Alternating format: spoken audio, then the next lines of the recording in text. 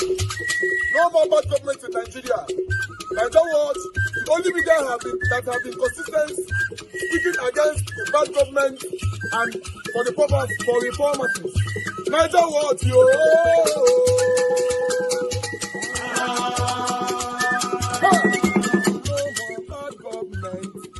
No more bad government. Niger what? No more bad government. Niger what? No more bad government. The only media that have been speaking. No more bad government. The voice of the voiceless. No more bad government.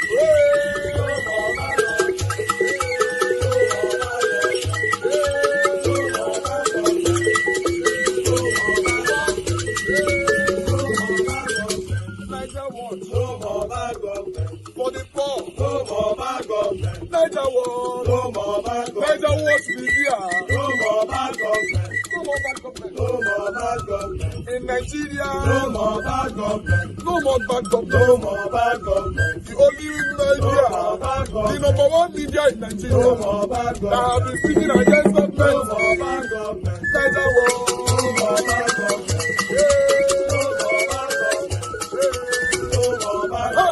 Niger what, yo? The voice of the voiceless. The voice of the voiceless.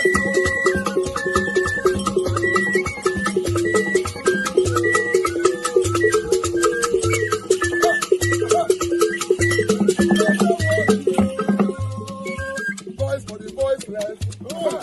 Voice for the voiceless. Niger what? Voice for the voiceless. Niger watch media. The only media that have been speaking against bad government. Being consistency since 1944. Voice for the voiceless. Voice for the voiceless. Umuwame. Voice for the voiceless. Umuwame. Voice for the voiceless. Voice for the voiceless. Voice for the voiceless. Voice for the voiceless. Voice for the voiceless. Voice for the voiceless. Niger watch you. We have been seeing all you guys have been doing, and we recommending to everyone in Nigeria, saying that you guys are the number one. Niger watch you.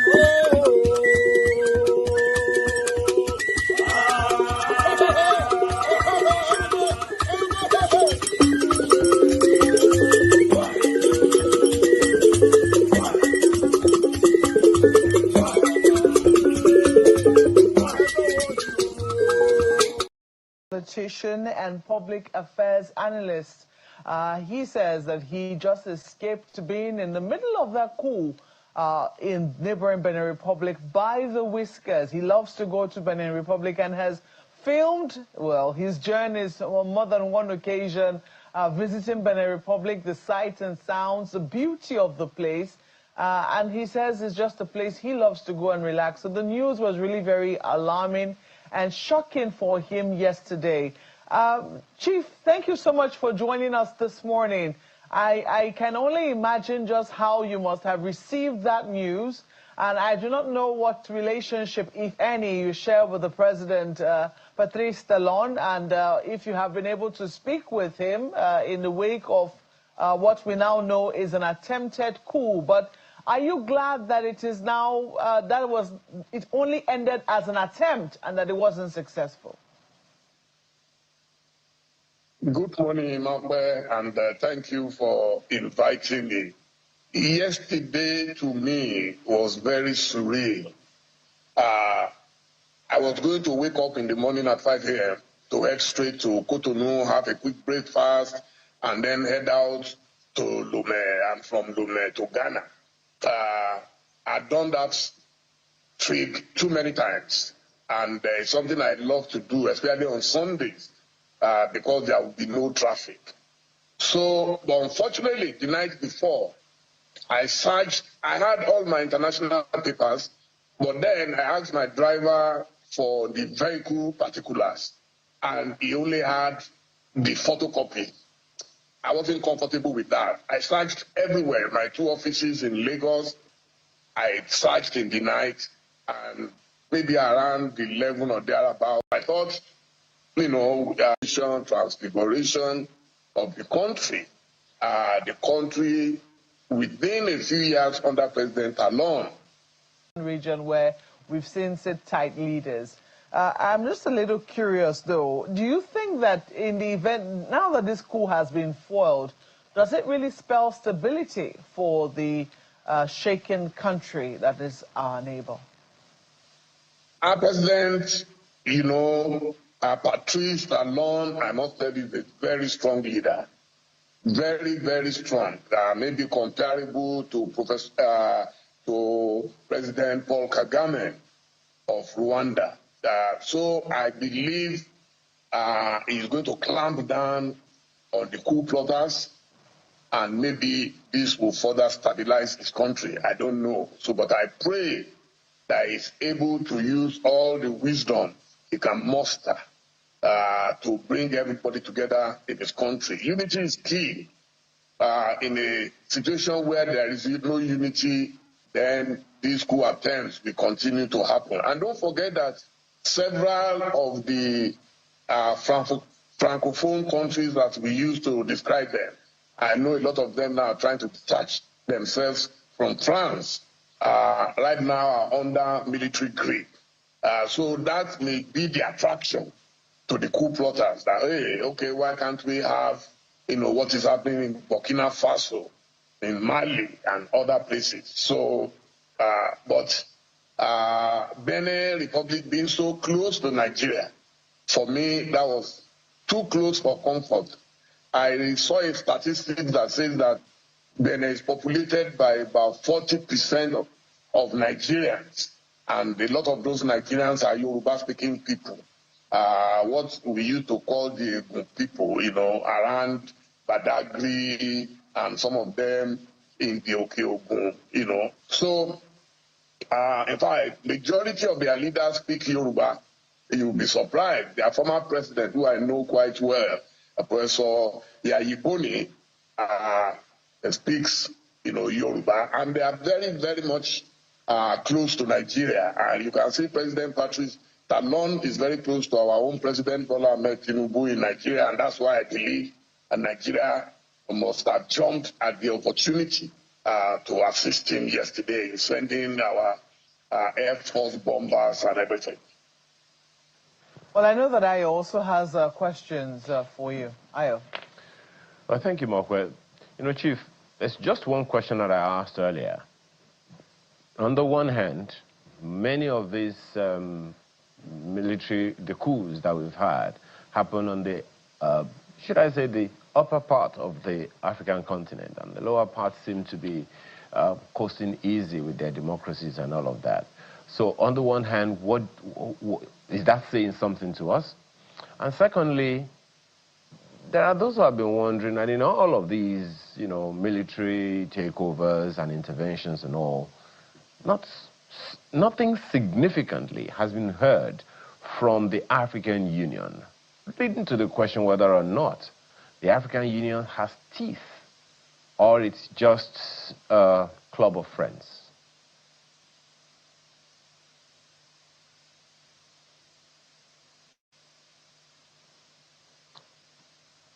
Chief, could you kindly unmute? Unmute? Yes, please go ahead. Okay, go ahead, sir.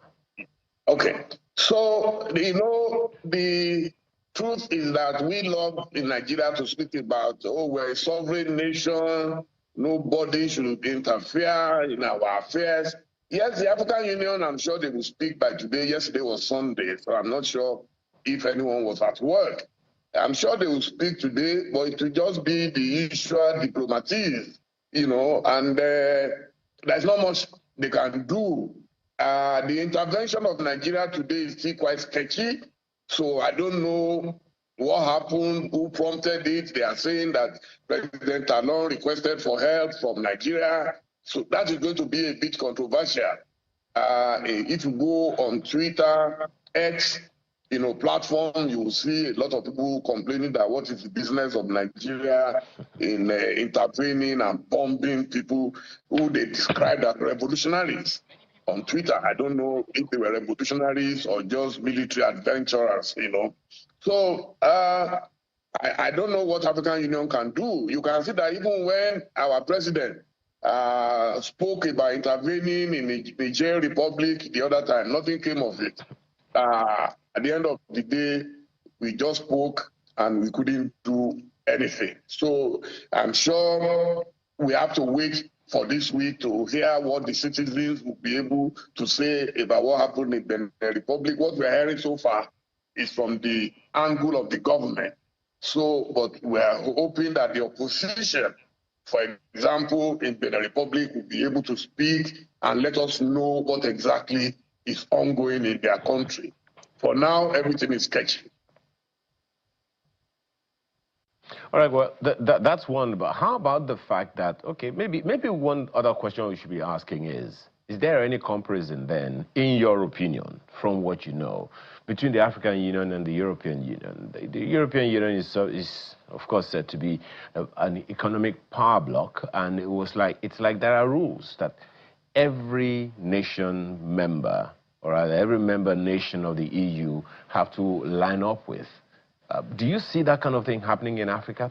And do you see that being capable of forestalling such military pushes from time to time? You see, even at the level of ECOWAS, the unity we love to trumpet, for me, is just fake unity. There should be no reason why I should be driving through Aflao or through Ilakoji in Togo or through, all the other parts of West Africa, and I need a passport. We should be able to drive through like we do in Europe, I believe the African Union leaders will need to do better than they are doing right now. A lot of times in the past, before President Talon came, we had a lot of roadblocks between Nigeria and Benin Republic. So, and it discouraged a lot of us from traveling by road. We should be able to travel freely and enjoy and do business and, if possible, have the so-called common currency that they've always talked about. But nothing of the sort. In the Republic of Benin, discussing reactions to the attempted military coup, which was thwarted by the government after soldiers appeared on national television early Sunday morning, claiming to have seized power. A group of at least 8 soldiers, led by Lieutenant Colonel Pascal Tigri, stormed the country's state television, announcing the removal of President Patrice Talon and the dissolution of all state institutions. The soldiers, identifying themselves as Military Committee for Refoundation, declared the suspension of the constitution and all political party activities until further notice. They also claimed to have closed the country's borders, resulting in unrest in parts of the country, with a group of demonstrators chanting "Down with Talon" and expressing support for the mutinous soldiers.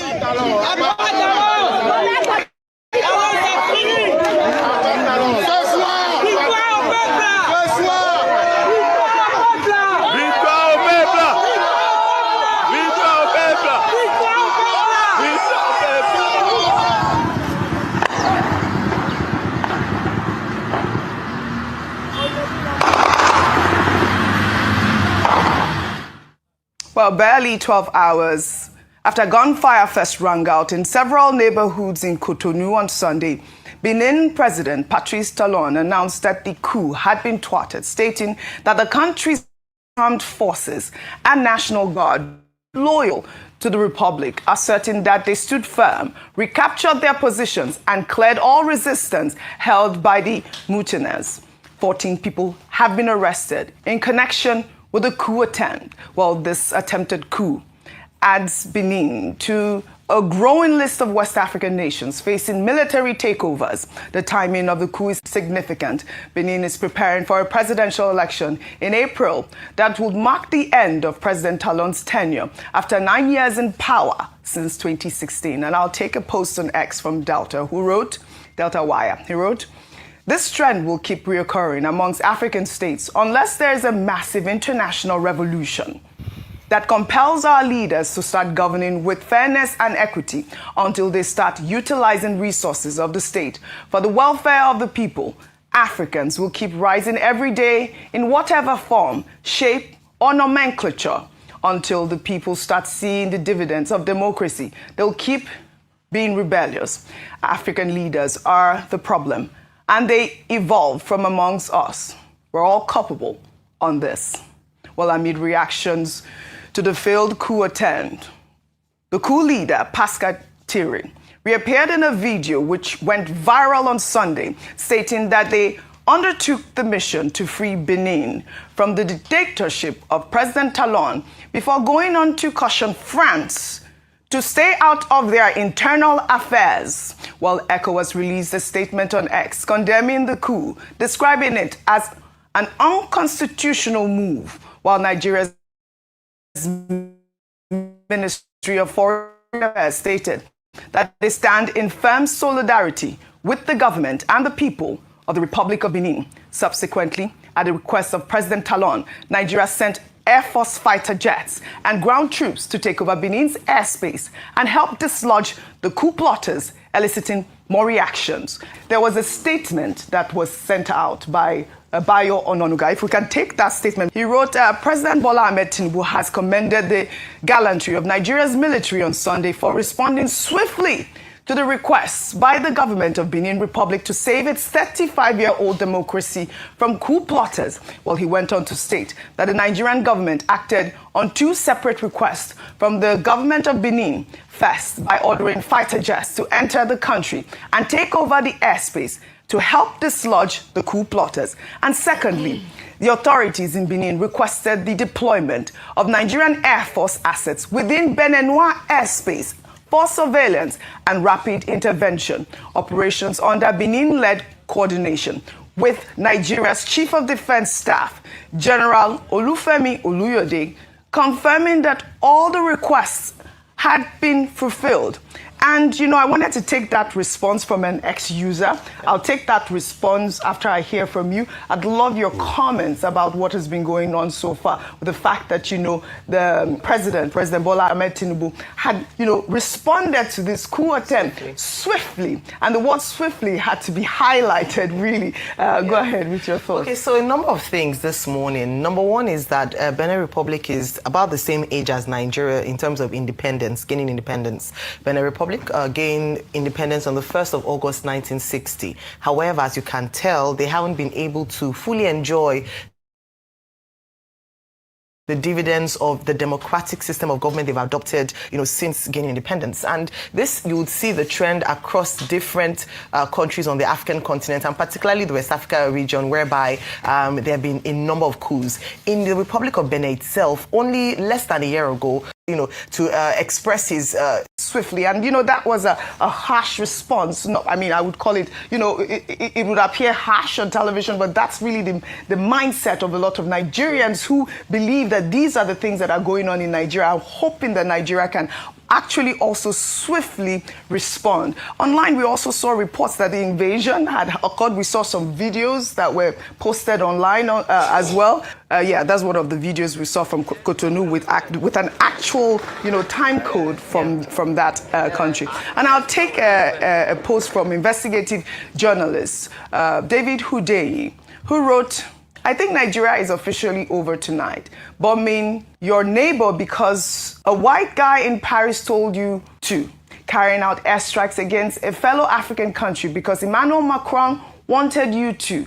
Only Apartheid South Africa ever did something like this. Rufai, let me come to you. A lot of people had been saying that the French president had intervened with that phone call that he made, you know, telling the president that he was going to help with, you know, security in Nigeria as well. Okay, see, I might not support many things the government on ground does, but we can't pour on Nigeria's parade. It's not today that Nigeria has been investing heavily in securing our fellow West African brothers. We did that in Liberia.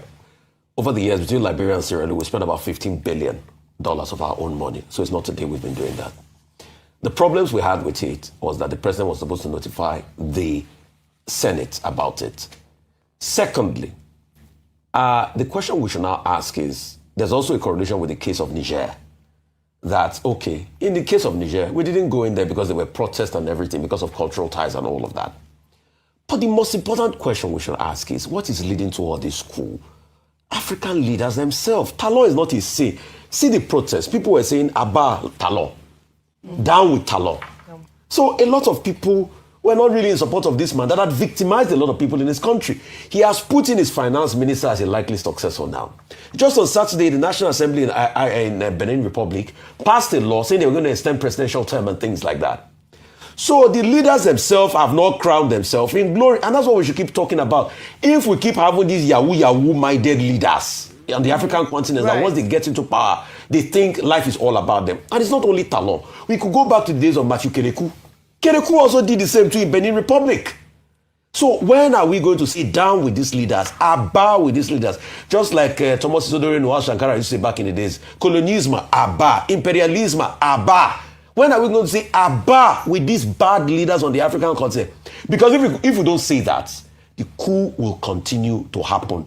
Despite the fact that we say we do not support coup, we are totally against coup, the coups will continue to happen if we don't speak tall against these leaders that are making the condition rife for these coups. Like I rightly said, Dr. Abati, French President Emmanuel Macron over the weekend pledged to increase, French support for Nigeria in tackling terrorism and its array of security challenges. After a conversation with President Bola Ahmed Tinubu, Macron made this declaration in a post on X on Sunday, in which he stated that no one can remain in the sidelines of the fight in the country. And, really quickly on everything that we've discussed so that we can sum this up, and then I'll move to the other stories. Okay, first, let me talk geopolitics. Now, Nigeria is the most prominent country in West Africa. It's the big power in West Africa. Now, up north, you have Egypt. Down south, you have South Africa. So, in terms of geopolitics, Africa, the primary powers relate to Africa in terms of that tripod. Now, America still has its influence with Egypt. It seems to be losing influence with Nigeria. Nigeria is moving towards France. Nigeria is moving towards China and other partners. South Africa, America does not even have a good relationship with South Africa. Now, the subtext, in my view, is that you now see America trying to see how it can regain its foothold in West Africa. In West Africa, that has a part of it has gone in the direction of Russia, another part has gone in the direction of China. Nigeria is very friendly under this president with France. So President Macron also calls, he says he's having this solidarity with Nigeria. So it's the subtext that we should look at. And that is why it's important that Nigeria is now setting up a working group led by the NSA, Ribadu, and we are talking to America, and they are talking about strategic partnership. The subtext of it is, I think America is trying to find a way to work its way back to regain its influence within this region. As for the coup in Benin, Republic of Benin, it was President Boni Yayi, former president of Republic of Benin, who used to refer to Republic of Benin as Nigeria's 37th state. And he used to refer to President Jonathan as my elder brother, and President Obasanjo as his father. That's how close we are, both in terms of culture, in terms of amity, and all of that. So that was why I said, you will say that President Tinubu has acted reasonably by intervening in that country. Not on the invitation of France. I have not seen where it was France that asked Nigeria to go to Cameroon. France does not have such powers. What the Ononuga statement quoted is that there are two requests from Republic of Benin. I read out, yes. Yes, I read that so two requests, and it was on the basis of that they acted. Two, President Tinubu may have said, look, we could suffer collateral damage if there is a coup next door. There could be demonstration effect and all of that. So he deployed the troops. So you may say that is reasonable. But does he have the authority to deploy our troops? Those were the questions. Air Force. Does he have the powers under the Constitution? And I say he does not. And that was why I said earlier that Section 305, sub 2 and 3 says, okay, even if he acts unilaterally, within a period of 14 days, he has to seek the concurrence of the National Assembly of Nigeria. And that this money is early enough for him to quickly go to that National Assembly, call a meeting of the National Defense Council and get the ratification of those bodies for deploying our troops. Yes. Because it is we, you and I, that will pay for the troops that were sent there.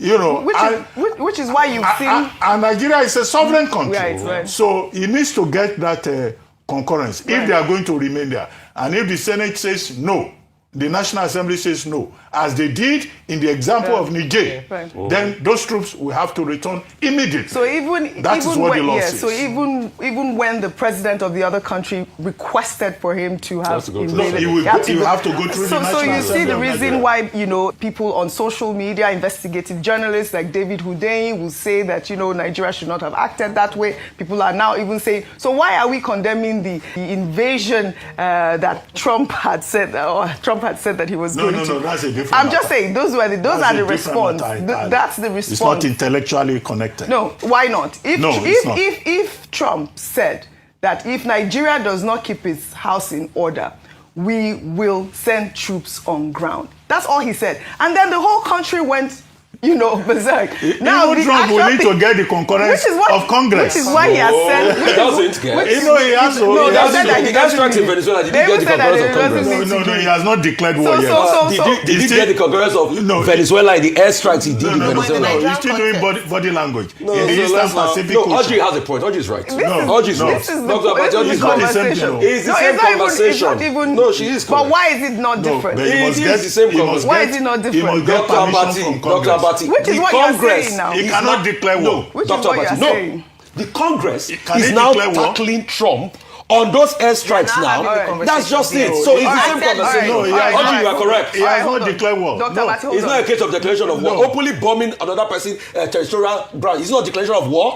Is Nigeria bombing? Do you know he has not multiple strikes? Okay, so Republic of Benin. Oh, didn't they bomb targets in the Republic of Benin? No, are they bombing? Is there not bombing of targets of Republic? Didn't you saw it? No, the circumstances are different. Still on, I mean, I really doubt that they are different, but still on security. You are correct. The National Security Advisor, Nuhu Ribadu, hosted a U.S. congressional delegation as part of ongoing talks around security in Nigeria. The delegation included Representative Mario Diaz-Balart, as well as Riley Moore, who were sent on a fact-finding mission. Ribadu expressed optimism that the engagement will deepen trust, collaboration, and shared commitment to peace and security. Well, in a post on X, Riley Moore posted a picture of himself standing with Reverend Wilfred Chikpa Anaigbe, the bishop of the Catholic Diocese of Makurdi in Benue, with a caption that he came to Nigeria in the name of the Lord and on behalf of the American people. And this is what we're seeing online, that the conversation has begun. Now, this is the rep that, you know, is leading the investigation.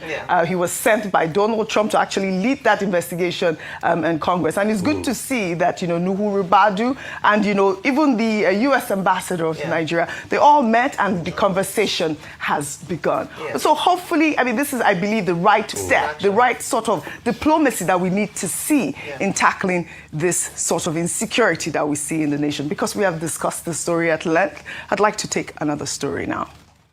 We'll head over to Imo State now, where the police command uncovered an illegal mortuary along the Owerri-Aba Road being used for storing mutilated bodies linked to an organ harvesting ring.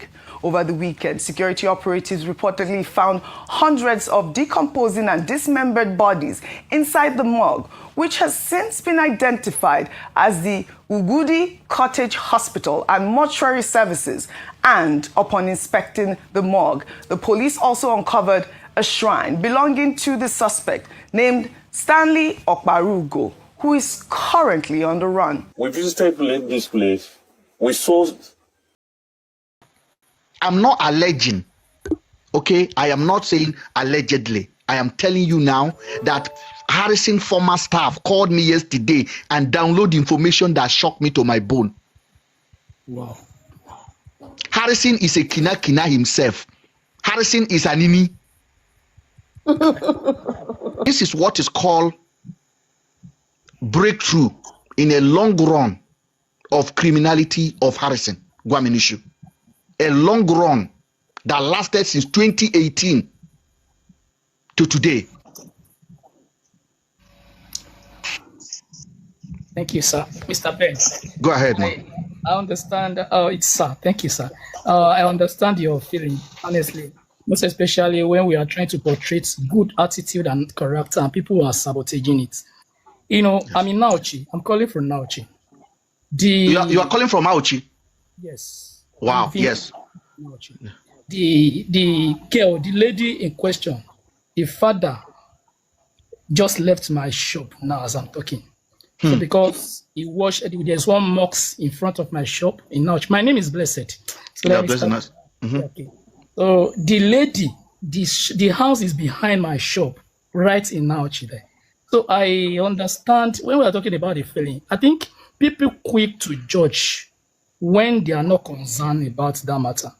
And if you look at Nigeria attitude when we are following or when we love somebody, we have this, we just love somebody blindly. That even though the person do the wrong thing at the end of the day, we would say, okay, you want to do this one, nobody do that one. Well, we is it because of that small thing? That small thing you said, it doesn't matter, is a matter of dozen. Are you getting it? So a lot of people don't understand how dangerous that attitude was. Now, sir, I don't know. Before yesterday, before the outburst of Terrorism, before that video he made, I said it on my, because I normally go to VDM page to pick my video to do it. This page, I dedicate it for his work.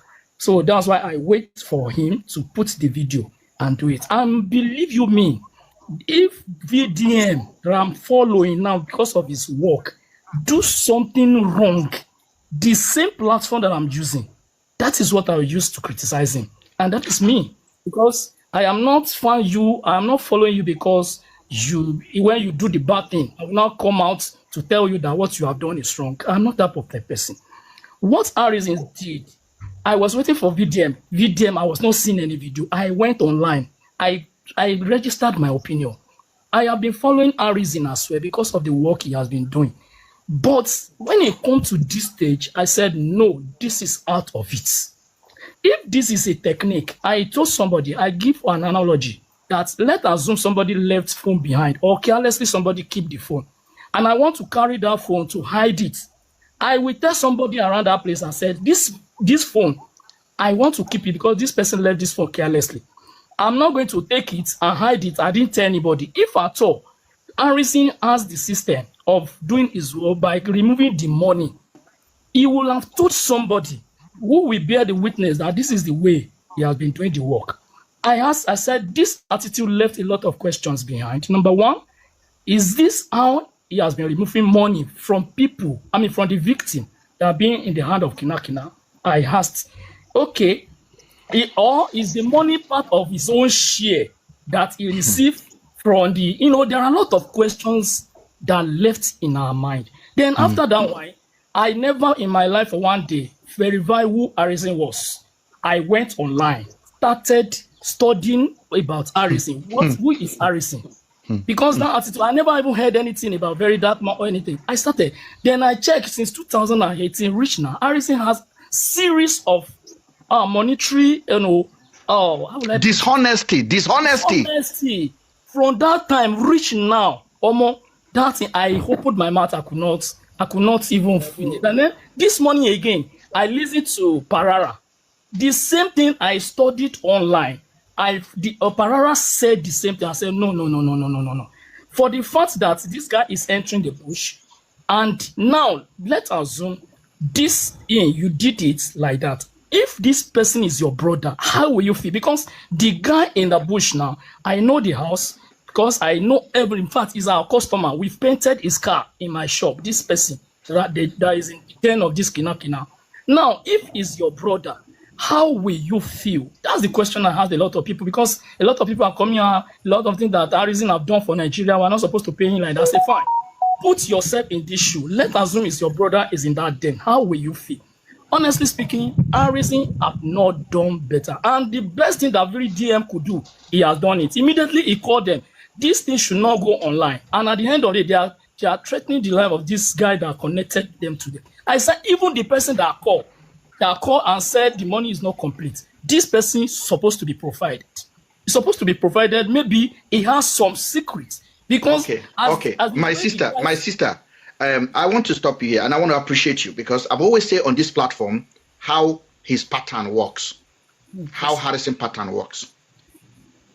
Harrison is not doing any rescue. Harrison is the boss, is the CEO of the Kina group. Really? What I'm telling you now, I am not alleging. My name is Mr. Ben. I've been saying this for 1 year. Harrison is the CEO of Kina. Let the Nigerian police bring Harrison out now. Harrison is the CEO of Kina. The people who took this woman, Harrison owned them. Harrison removed that money so that they can ask for more money for the husband to come out. Harrison did not know these people will have the mind to go on social media. Wow. This is his pattern. Yesterday, Harrison staff called me. Before we started talking, Harrison staff said, bros, hold on. He sent me a video of him and Harrison on the 1st of December. He was on the video. He also told me that everything he's going to tell me now is verifiable. He sent me picture of him and Harrison. He's working for Harrison. He told me that Harrison is behind the Kina. I recorded it. I haven't been able to AI the voice. I'll play, but I publish it on Nigeria 24 News already. Line by line, the guy was giving me every footprint. He said they should arrest Harrison and check his phone. Okay. I wrote the family. Let me tell you what I wrote the family. Day before yesterday, when that man who counted the money called me, this is what I wrote him. First of all, in the morning I woke up, I got a message. Mr. Ben, it has come to pass. So everything you've been saying. This is what I wrote. I said, Harrison is not innocent activist. People think he is. If you look closely, the signs have always been there. Okay. How does a man move around with a full team of police, officers, soldiers, and over 30 staff members? Yet nobody ever asks how he paid them. How is it that always the person negotiating every so-called Kina case? Have you ever questioned yourself why almost all of his cases revolve around Kina? It is because Harrison has no tracking going on anywhere. I said there are people. I said these people are not tracking anything. He's on the phone with them. He knows them. He creates the noise online, build public fear, and as the story get heavy, you run to him for help. That is the business model. People don't know that Harrison is connected to one of the biggest criminal setup in the South. This was yesterday. This message go to the guy that counted the money.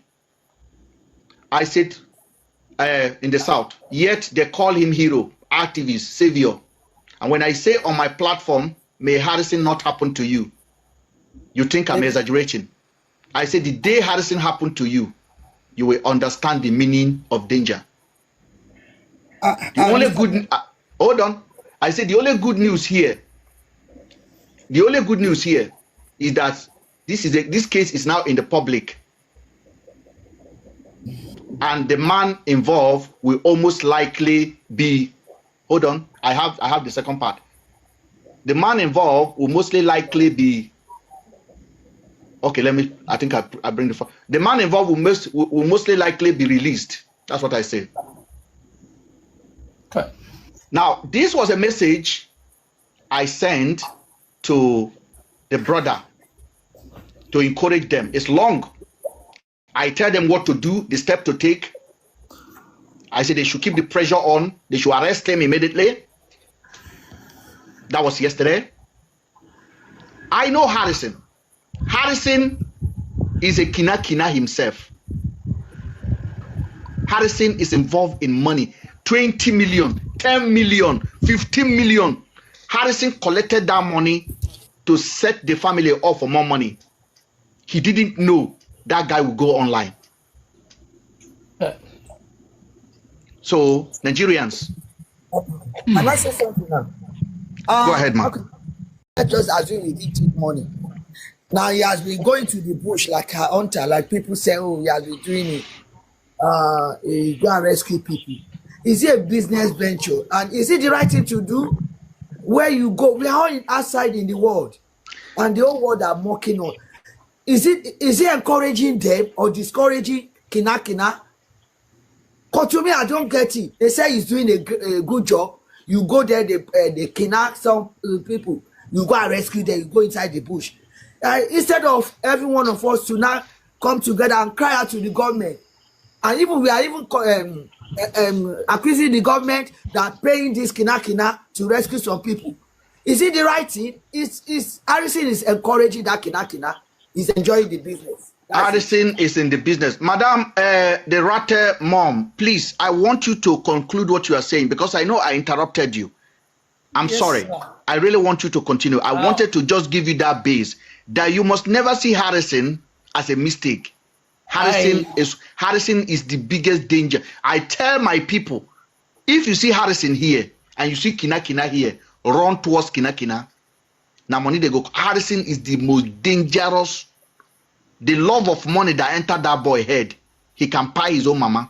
Now, let me tell you, Nigerian police should go and arrest his mother now because they say all the provision that Kina is asking for is a lie. Harrison collect that provision and give it to his mama.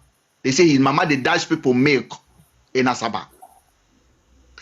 Harrison mama they give people milk in Asaba. Okay. You see that truck when Harrison bring, make they go check that truck. When Harrison go back, all that thing when they go deliver, Harrison go collect your own share. They go back to Delta be that. All those milk, pick me, Kina they ask for milk, then they ask for road mass in Delta. Oh, na format. Those people no ask for road mass. Now Harrison just the package. Nigerians no want to see. Bring road mass, bring me sleepers. Like say that ouchi na forest. Na lie yo. Have you forgotten that the Gary issue with the village people? Yes. No. Can you remember? No. Can you remember when he told the village people to invest in Gary? And they chop their money. Yes. Oh. No, these are the research that I did yesterday. The guy is not clear. Doesn't have. Madam, let me help your research because I've already wrote it down and God brought you here and you are talking on the right time. I've just opened where I wrote it. Harrison Gwamin issue, historic crime, controversy, and deceptive pattern that should be consigning to anybody. I said before anyone dismiss the testimony of the kidnapped victim who claimed that Harrison Gwamin issue diverted part of their ransom during negotiation, it is important to revisit the long digital trail he left behind. Years of post, accusation, apologies, deleted evidence, and stretching from 2010 to 2019. Social media never forget, no matter how many posts Harrison tried to wipe out, hidden in old Facebook archive, what people have screenshot and kept. Serious questions about his credibility, intention, and long-standing relationship with deception. Below is a summary of incidents documented publicly by Nigeria, both news and bloggers who interacted with Harrison over the years. Number one, fake kidney story. Yes, before kidnapping become common, long before kidnapping become common national crisis, Harrison allegedly staged his own kina online. He shared emotional posts claiming that he's been aborted. Friends, follower raised money for his ransom. When the truth came out, that kidnapping, it was never occurred. He apologized and he was forgiven. That was the beginning of the trouble pattern of this Harrison. Number two, kidney failure fundraising. One of the most widely discussed allegations resurfacing in the screenshot. In this screenshot, I have the screenshot. I'll show you the screenshot because I basically prepared for this show. okay. Oh. We came with fact. We came with fact. This is it. That is Harrison there. Let me show the screenshot. Him inside bed and cry. This is Harrison. That is him there. That stage. Okay? That is his apology. That is Harrison. That's his handle there. I said, one of the most widely discussed allegations resurfacing in a screenshot that I've just attached here is the kidney failure fundraising saga of 2018. As you can see the date there, that is 2018. Harrison suddenly appears somewhere after eating of other rice.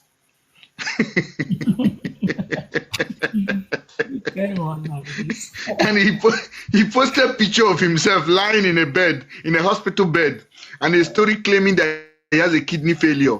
And he started appealing for funds, millions for transportation in India. Video of him crying and begging for donation. Money poured in, over 2 million from one donor, 500,000 from another donor. And when one donor then, Mr. Hallmark, then traveled to Asaba to visit him in the hospital, there was no admission, there was no medical file, there was no kidney failure, there was no Harrison.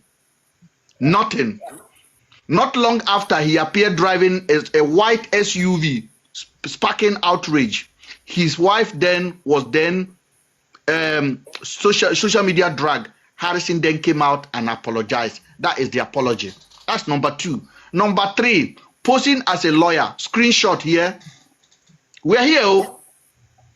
That's Harrison there. So this one social day. Una teacher the joke. I used that is Harrison there on a picture. Posted congratulations to me, passed the law bar. Screenshot also show here, yeah, full barrister robe and wig, leading many to believe that he was a qualified lawyer. This escalated when activists accused him of collecting 1.5 million for a bail, allegedly under the false impression he was legally trained. A public confrontation followed. He apologized and the matter was closed. Number 4, Anoma Gari investment. Diaspora Diva, you've just mentioned that after gaining trust again through social media and some few charity work, he launched Anoma Gari, a supposed commercial Gari processing venture. Investor contributed million, expecting supply or return. When nothing materialized, people accused him of scamming them. He refunded some and apologized and moved on again. You people think I'm joking. Number 5, Harrison once claimed that he wanted to pie himself. Harrison, about 2 years ago, he appeared online in a bush recording another distressing video saying that he was overwhelmed by debt and considering taking his own, again, donation flow. Again, emotional manipulation. Again, the pattern repeated. Number 6, support for Chinmark. He openly supported Chinmark. The man later exposed for masterminding a large scale of investment scam that hurt thousands of people. He further, because the guy paid him. Harrison then went and put Prince Harrison on his name. Harrison is not a prince from anywhere. In order to use it to defraud people. I am done. It's okay. This is Harrison that you people call as a hero in Nigeria. This is Harrison. Recently, in 2024, in the 2 missing girl, Harrison went and arranged a carcass of a cow and video it and post it to his page as human remain. This is the video.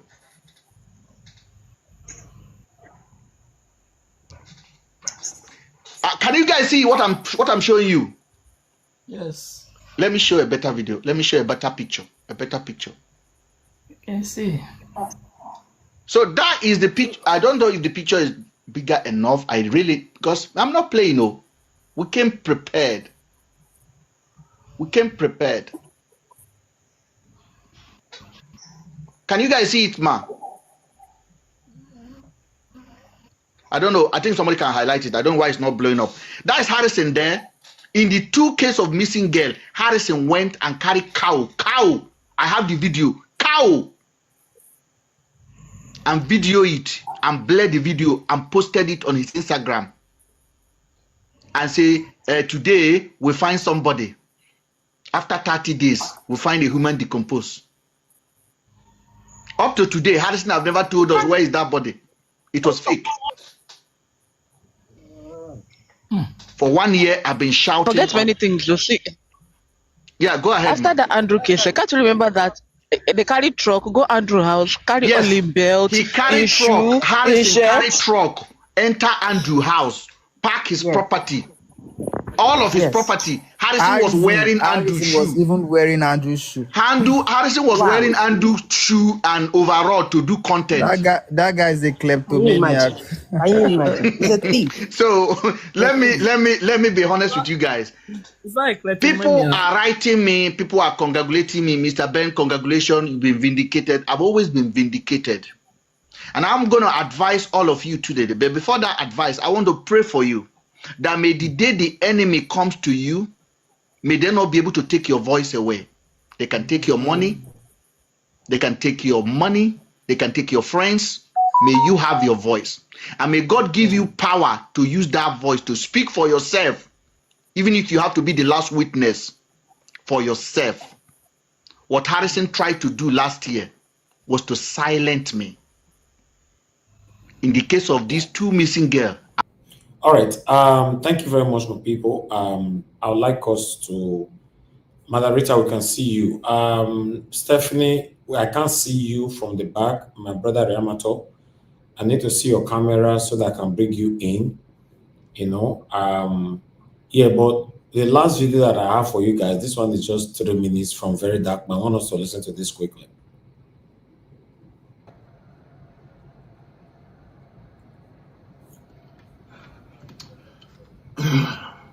All right, so this particular image is trending everywhere. Twitter, Facebook, Instagram, TikTok, that the guy behind me is Z04. Z04 is the person that reported that Harrison took money from the ransom money. And because of that, they could not release the man and his wife. So he's the one that first came online with this. So they said that Z04 is the one in this picture and that we set Harrison up. Now, where did they get this picture? This picture is gotten from the video when we were coming back from Agedembode area, Etsako area, from Auchipoli area. Then we met a scene where kidnapper don't shoot person for ground. So we rescue the person, go drop for hospital. You know, so they got it from there. But you know my problem with you? You people don't make no research. And you just know how to do narrative. First of all, is that Z04 behind Very Dark Man? No. Let's zoom in. This is who was with me in the video. His name is Osaze. He owns a hotel in Benin. As you can see, you can even see the chain for a neck, the same thing. But let me give you another story so that you will enjoy the gist. This is another video.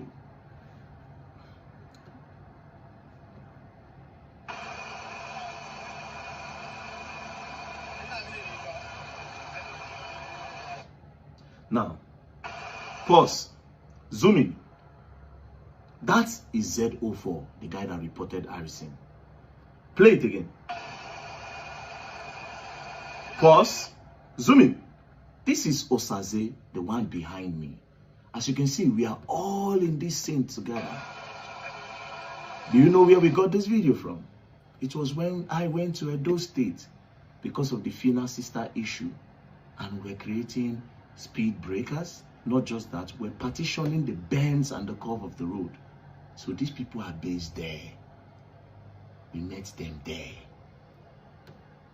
And towards the end, I got their number because they were active. We created a speed bump. This is another scene. I see 2 of them behind me. Osaze and Z04. They were gisting. Z04 stays in Auchi. A lot of boys around there know him. So you see, we created speed breakers. Thank God that till now, they never report any accidents since when we create speed breaker and we partition the road. So now what do you do to the people that push these lies, this propaganda, this narrative? in order to create a fake story for damage control that it was set up, that Harrison was set up. You have to apologize to me, first of all, for not getting your fact right. And secondly, apologize to the public. All the blogs that posted it, apologize for posting lies and narrative and propaganda. Not my thing. Say, very dark man, I'm sorry for lying against you. Oh my thing. Say, very dark man, I am so sorry for trying to paint a narrative against you. And also, you have to apologize to us as a apologize to us. Again, those people saying set up, even if they set him up, did they set him up to carry the money? Did they make him pull out the money? Because he has confirmed that he carried it. Initially, he denied. Later, he agreed. So did they set him up to carry the money? Like I said, Nigeria. A trap that was set for an house rat cannot catch a cat because the cat does not move like a rat. Because the cat's character and the rat's character is not the same. It can only catch somebody that has that character.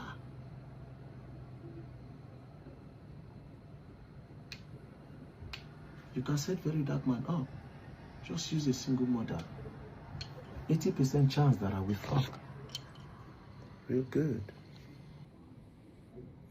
All right. This guy, radio guide or something, I don't know his name, who have heated heavily on very dark man for the past couple of days, supporting Harrison heavily. Even till yesterday, I played this video, but he has something to say today. God go punish you. I regret ever supporting Harrison Gwamnishi. Harrison, so now wicked man you be. Nigerians, please forgive me for supporting Harrison Gwamnishi. Harrison, now thunder go fire your left nyash. So now true. So what if VDM talk about you now true? Harrison, now useless man you be. I did disappointed in you. Harrison, a wicked man you be. I don't make my investigations. Can't discover say what in VDM talk about you not true. Rattles, please forgive me. Nigerians, please forgive me. Harrison dey wicked to himself. Harrison dey useless to himself. Harrison, how you go to help Nigerians for free? So them no tell you say Nigerians no they value free services. Them no tell you say Nigerians no they value wetin they give them for free. Harrison, you dey go risk your life. They shoot with kidnap. They rescue people from kidnap. Nigerians where they fight for. Don't turn around to pour you spit. Harrison, you know like yourself. You dey wicked to yourself. Very dark man, I pour you 9 months pregnant woman spit for face where they draw like okra mixed with a banana. Poor. Okay, now I have another video here that I want you guys to listen to as well. Just bear with me. I think, okay, this one. I don't want to go play a video that is not affiliated with what we are presenting here, but let's listen.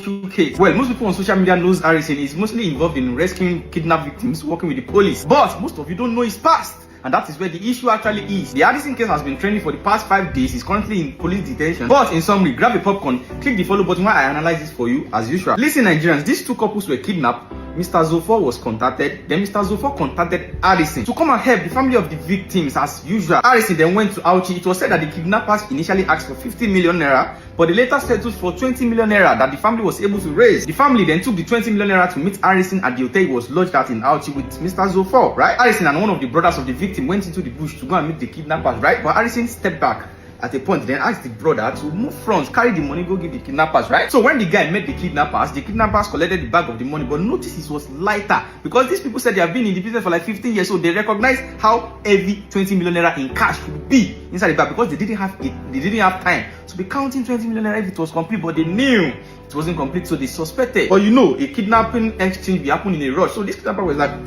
this money is not complete. So the kidnappers released the wife out of the couple's wife and husband. They released the wife, say, if we don't count this money and it's complete, we will release the husband. But for now, we are not releasing the husband. You can take the wife, they go. So the guy took the wife out of the bush, contacted Mr. Zofor, and he said, the kidnapper said the money no complete, and we can't complete money. to the hotel to meet Harrison, right? Then Mr. Zofor called Harrison that the kidnapper said the money is not complete 20 million. Harrison then said the money was complete, which was the first mistake. Meanwhile, Harrison was about to leave Auchi with his driver or colleague, but as the matter be, Mr. Zofor had to drag the case to the DPO's office, police station. Harrison was then invited back to the station to come and explain himself. So the DPO then asked Harrison again. Harrison then confessed that he actually removed part of the money. Yeah. So the police, they went to Harrison's hotel, then they recovered the money. But the funny thing is that the money was actually splitted into different bags, like money that they brought in one bag. Harrison literally removed 5.4 million naira, then split this money into different smaller bags. This is a video showing when the police recovered the money from Harrison's hotel. See, so from there, Mr. Zofor was disappointed. The family of the victim were now very disappointed and scared because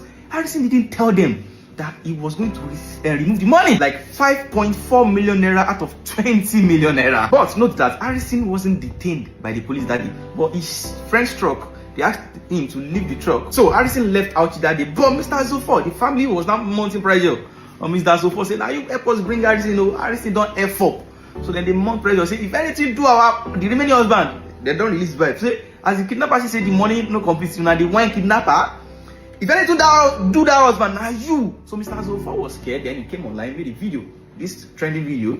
So Nigerians were now aware, see something is up with Harrison and a kidnapped victim. So Harrison, saying this, came online to debunk some part of the video. He never actually acknowledged that he removed the money. But Harrison said everything he did was just trying to help the family, and that Harrison will not be speaking further on the issue because they're still working on it. Then after that, suddenly Harrison got arrested by the police now, then got detained. Then VDM came out, said he called for the arrest of Harrison. People were shocked. So now for the past 5 days, the matter continues to gradually blow out of proportion because what? The kidnappers then refused to contact the family again since they made the exchange of the wife and the incomplete money. So like this, we don't know anything. We don't suck with the husband if they don't buy the husband or they never buy him, because the kidnappers, they don't even contact the family again, and the family are worried and scared. So now listen, a lot of allegations since then have been coming out about Harrison, and they are huge allegations. For example, look at this. It was said with photo proof that Harrison faked kidney failure for people on Facebook years ago, to raise 7 million naira. He scammed people out of 7 million naira, and he never had kidney failure. It was said that Harrison faked his own kidnap in the past. It was said that Harrison went to jail for 4 years after he made sure they kidnapped his former boss, like he was literally a driver. It was also said that Harrison scammed people out of Gary investments. He scammed people with a lot of investors. They sent him money, he didn't deliver. It was also said that Harrison faked himself as a lawyer and posed as a lawyer. See, picture, so he was collecting fake bail for people in terms of millions, right? So a lot of allegations about Harrison Gwamnishu's past, which many Nigerians didn't know of. So now it is obvious Harrison has money problem. Money problem. But what most of you Nigerians don't understand is that you should never trust a convicted rapist with your sister and your wife in a room alone, would you? No. So is Harrison a good man? Yes. But does he have money problem? Yes. So should he be trusted with money issues? No. But what is Harrison mostly known for?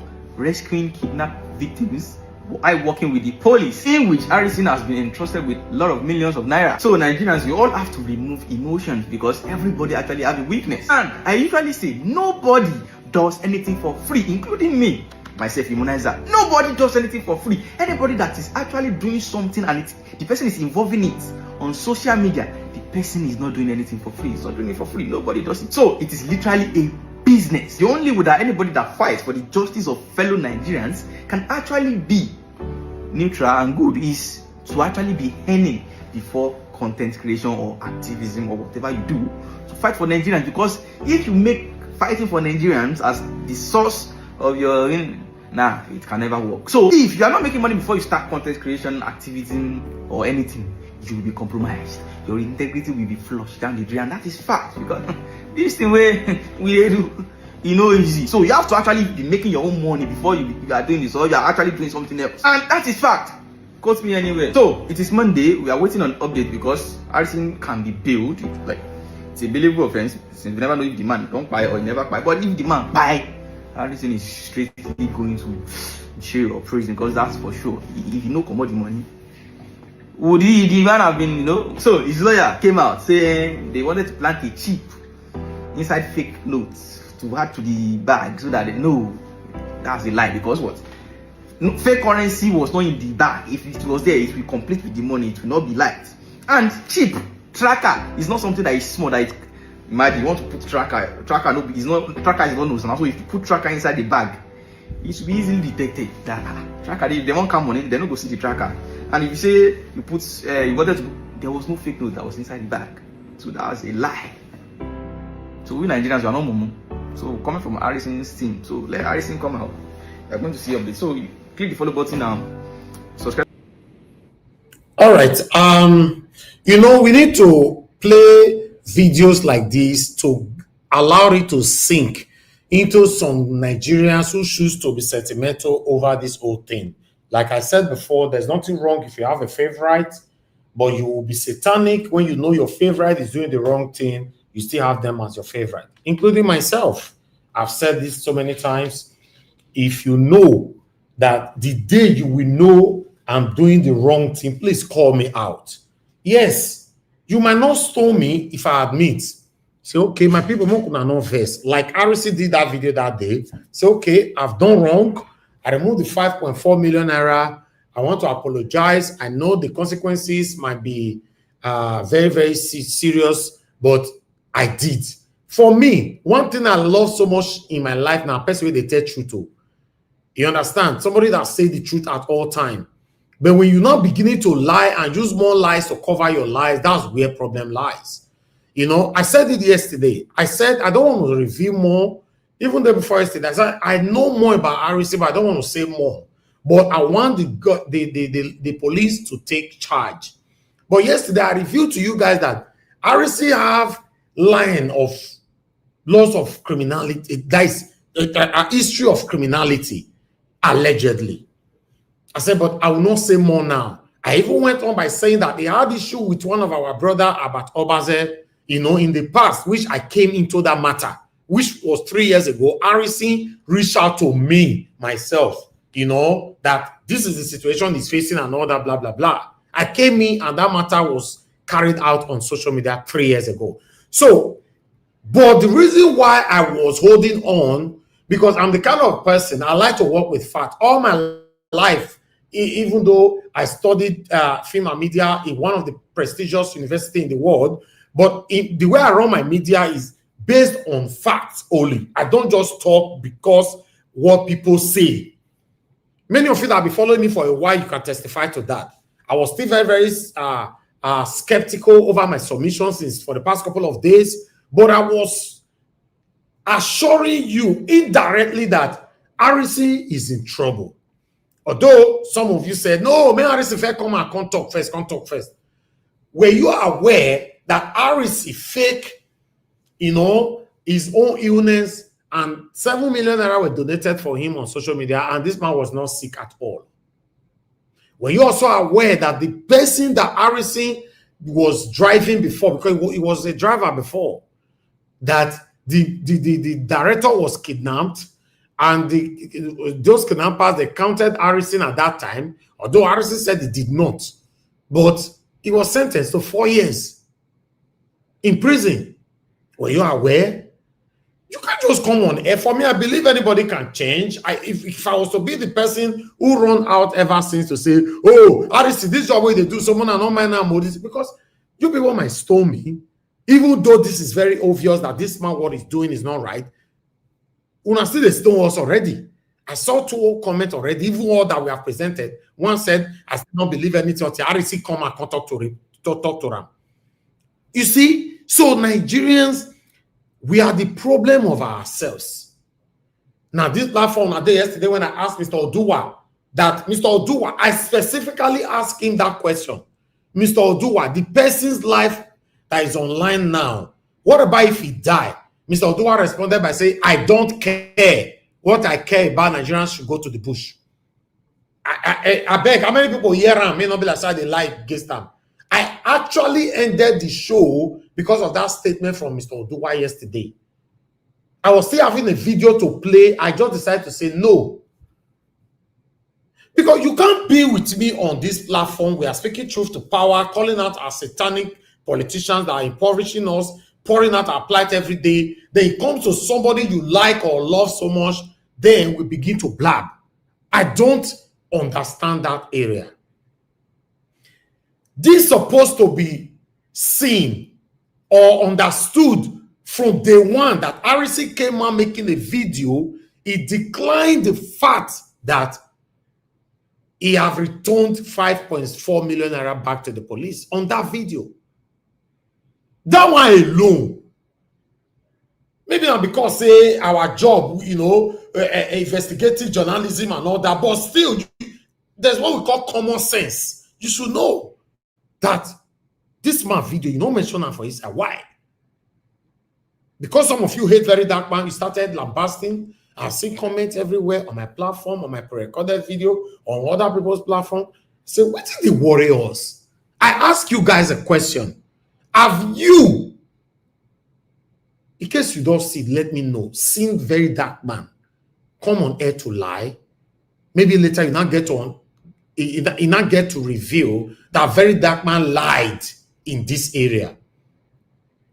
It's not recent, it's not perfect, but Very Dark Man work like investigator.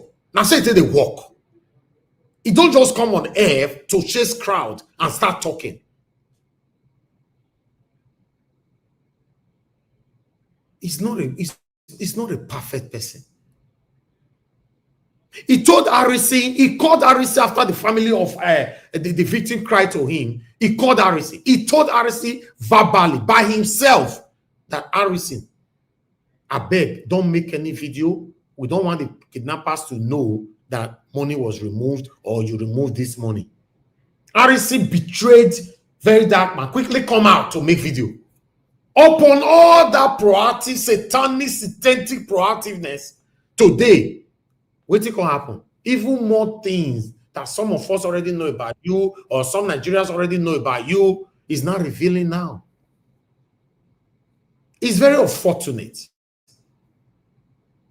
You go buy just bag of rice for Nigerian.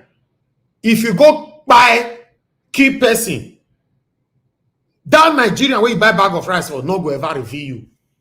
Even though police come in and say, we are looking for somebody, Mr. Osagede, for this your area. You go say no at all. You're surprised politicians don't have respect for us. We are not truthful to ourselves. We are very deceptive. We are satanic. We are deceitful. Our problem is huge. That's why politicians look at us and say, no man, that's not what they talk. They are not united. They are calling us out to change.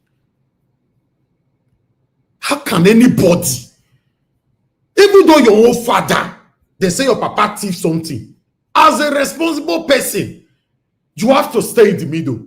Don't castigate your father. Don't accept the allegation. Then start investigating. But for anybody to come on air and start to support somebody with the door of criminality is baffling. It's baffling. It's shocking. None of us listening to me right now is a perfect person. But it's more painful to see Nigerians.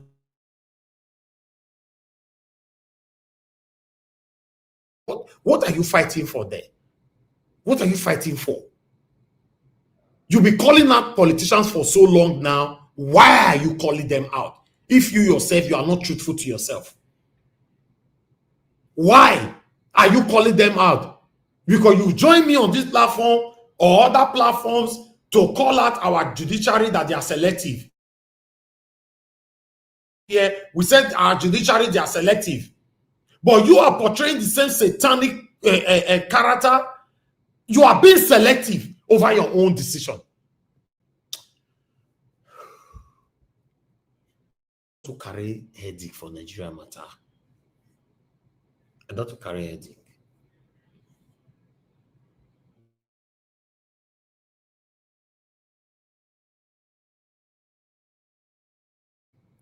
Where DSS don't hold someone like me. Oh, because I know they come on air to tell you now. And you also know why we be.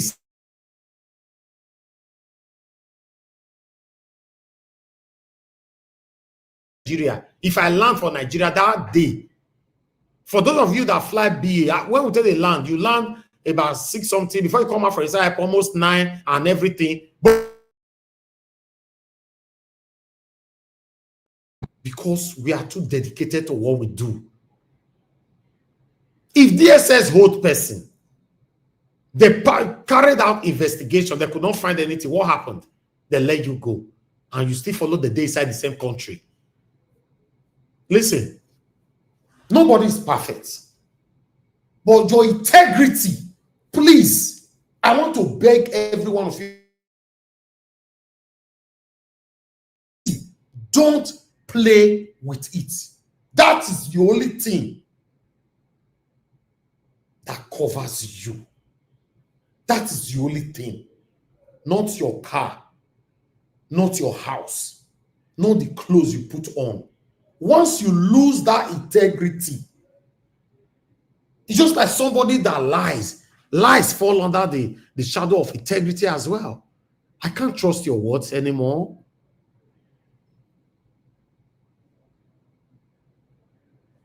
Now, allegedly, some are already accusing Harrison now that Harrison is one. In fact, Harrison have a group of kidnappers, allegedly. On that one, I cannot fly with that because I don't have proof to that. I just want our wonderful Nigerian police force to do their job. I want to know more. I believe good Nigerians want to hear more. Now, only the satanic Nigerians, now don't tire of this matter already. People, because they are satanic. Not everybody you can trust, my people. Many people put on a mask.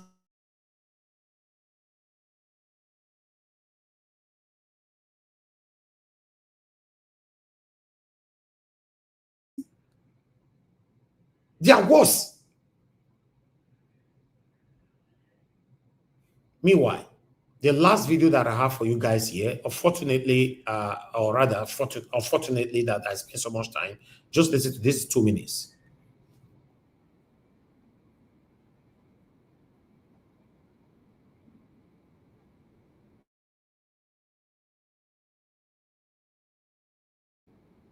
And so you don't do things, they catch them, you understand? Now, when they not expose that thing, you understand? I want to advise you, if you come out from this case, no ever help anybody again, no help, no, if they kidnap anybody, no help them, no release them, no enter bush because of anybody, you understand? Because all the people you don't they release things, you don't they do this thing for over 3 years now, you understand? You don't release many people come up from bush, you understand?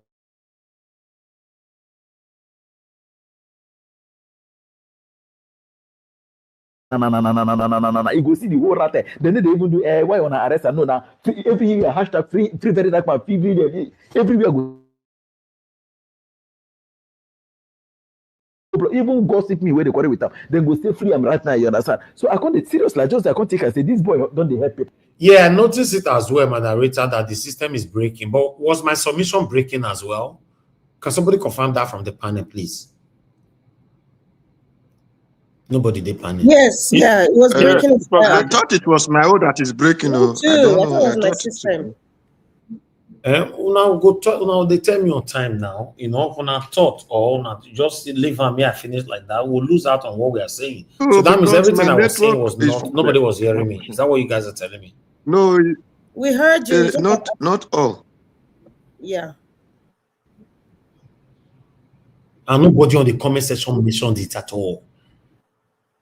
Not supposed to be a platform where everybody is working together. Can you guys hear me now? Yeah, we can hear you.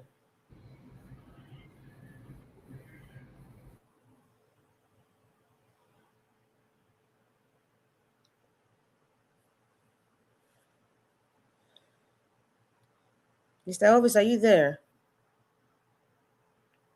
Can anybody hear me? Maybe he's trying to fix the system. Can you guys hear me? Yes, I can hear you, Mr. Elvis.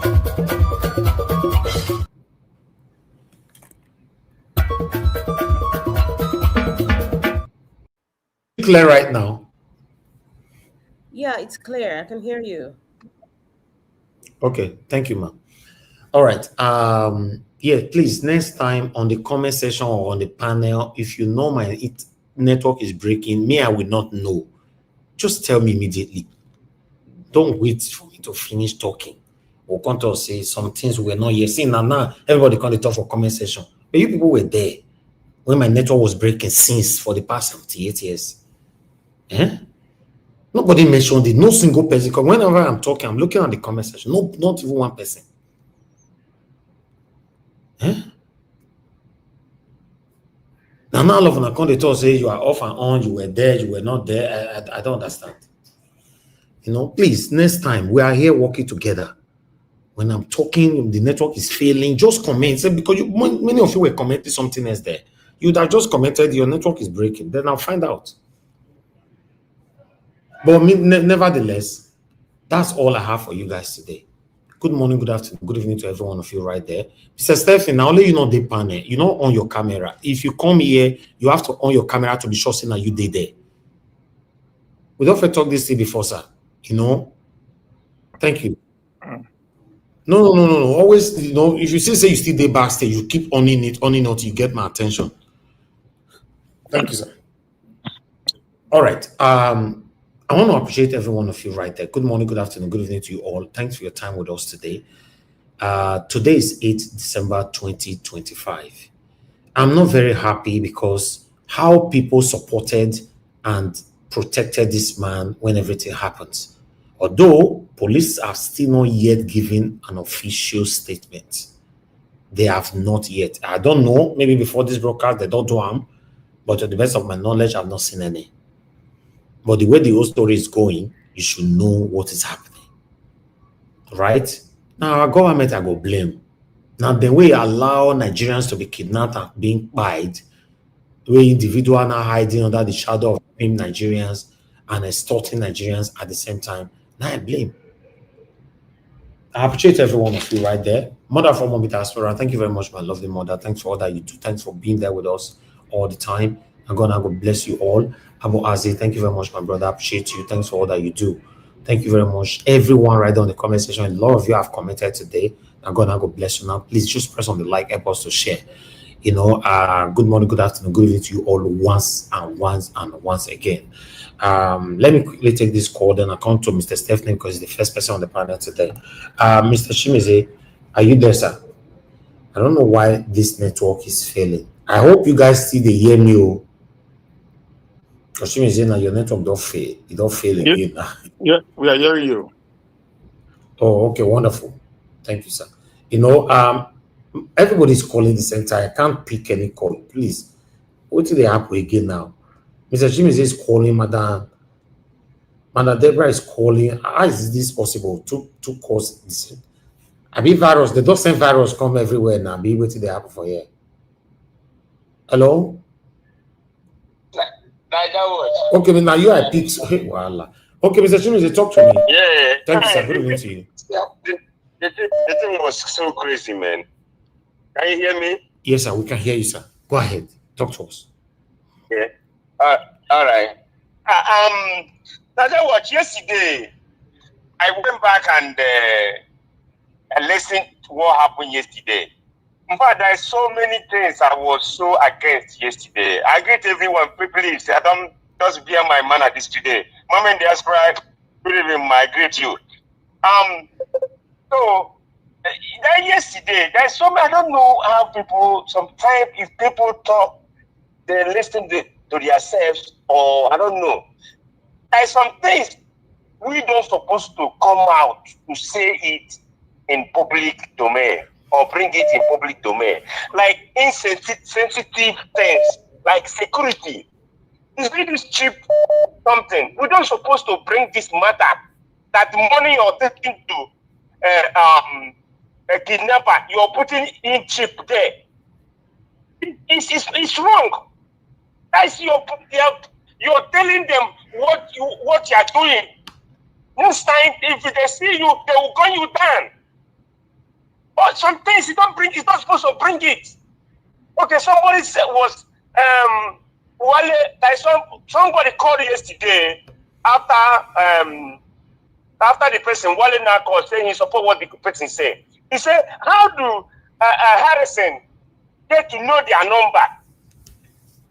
So, see, that thing, do you guys get it wrong? The people they contacted, the people they kidnapped their family, the family contacted the Harrison. So I don't know, I don't see the reason why we don't see. Let us listen to ourselves and get to the matter and say it the way it is. Don't twist it. Okay? The people contacted the kidnapper, the people they kidnapped their family contacted Harrison, who contacted the kidnapper. The kidnapper. That one has already been addressed, sir. You be repeating. You are repeating yourself. You only have 3 minutes, please. You've said it now 4 times. You are repeating. Move on to another thing now. Wait. That one. See, all these things we are doing, it can't help us. What's that? What are we doing? You know, you see, when something happens, we criticize. It's not good. When someone do something, that moment, you tell that person, this you did is wrong. Then you go and bring all the whole things that happen, all these things. I don't even know that Harrison had a problem before. I don't even know. So now that you know, you are angry with yourself because you know now, right? You hate the fact that you know his past. No, neither what. I'm not angry with myself. I've said, let people say the way it is. What he did is wrong. But the way Nigeria is going about it, or people are going about it, is bad. No. You are saying that you didn't know about his past before. So you'd have wished not to know about his past, isn't it? See, not I don't wish. I wish to know. But one thing is, when somebody did wrong, you tell him he did wrong. Not you starting the past to kill him. But what of, okay, he's doing all of this thing, entering bush, helping. Then now something happened. Maybe I don't know what he triggered him and did what he did. I'm not supporting him for taking the money, but we have to caution a little bit, give him a little bit caution. That is instead of. Are you even listening to yourself? They should give him a little bit caution. You collected the money, Mr. Simeze, before I caught phone on your head. Please listen. If not, I'll call this phone on you with all due respect. A money that's supposed to be used to release somebody. You collected that money. As we speak now, the man is still with kidnappers. Probably is dead. And you say he should have been cautioned a little bit. Neither what. I'm not supporting what happened. We could have used it, we could have bring it down. You know, the way they come out and broadcast it. So these kidnappers are hearing two guys on social media. Anyway. But if we bring this thing down, you know what I'm saying? If we bring this down, I promise I'm not arguing with none of you anymore. They escalate it. Okay. They escalate it. That's why if they want to kill the person, then they will go ahead. But if they go down and your minutes is over. If you want to speak more, come to the panel. Thank you, sir. A lot of people are calling in. Thank you. I need to move on now. Thank you, Prince Collins. Talk to us, sir. Good evening to you. Hello? Yes, sir. Good evening to you. Go ahead. Talk to us. Good evening. It's me, Prince Collins, sir. Yes, I've mentioned your name 700 years ago. Now you can't hear me. Talk to us now. Good evening to you, sir. Okay, maybe I don't hear the full of that, sir.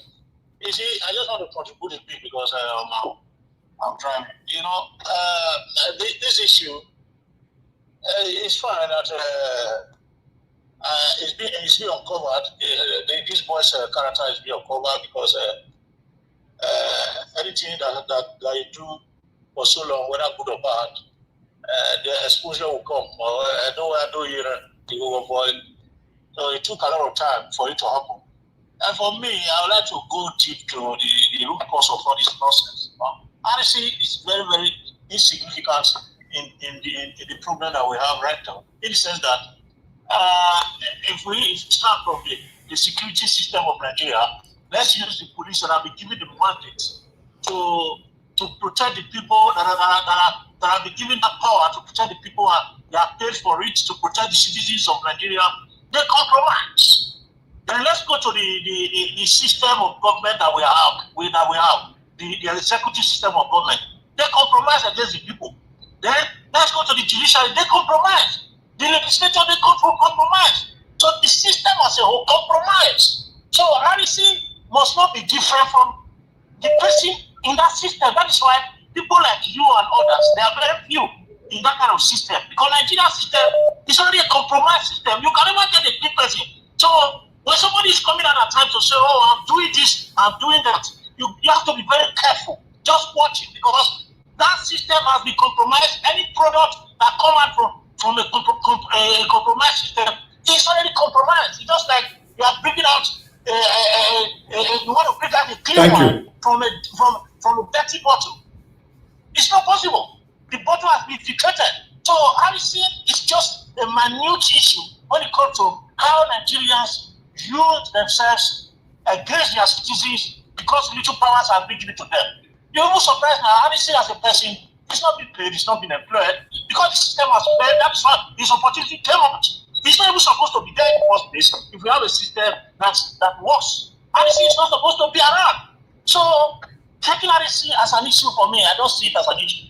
I see the large issue of Nigeria, the large system of Nigeria, as a system that has been compromised against the people, even on social media. A lot of people are there doing what things that are worse than Harrison, that are not being arrested. Yesterday I was seeing the police station that they were killing the people, and that's a police station was using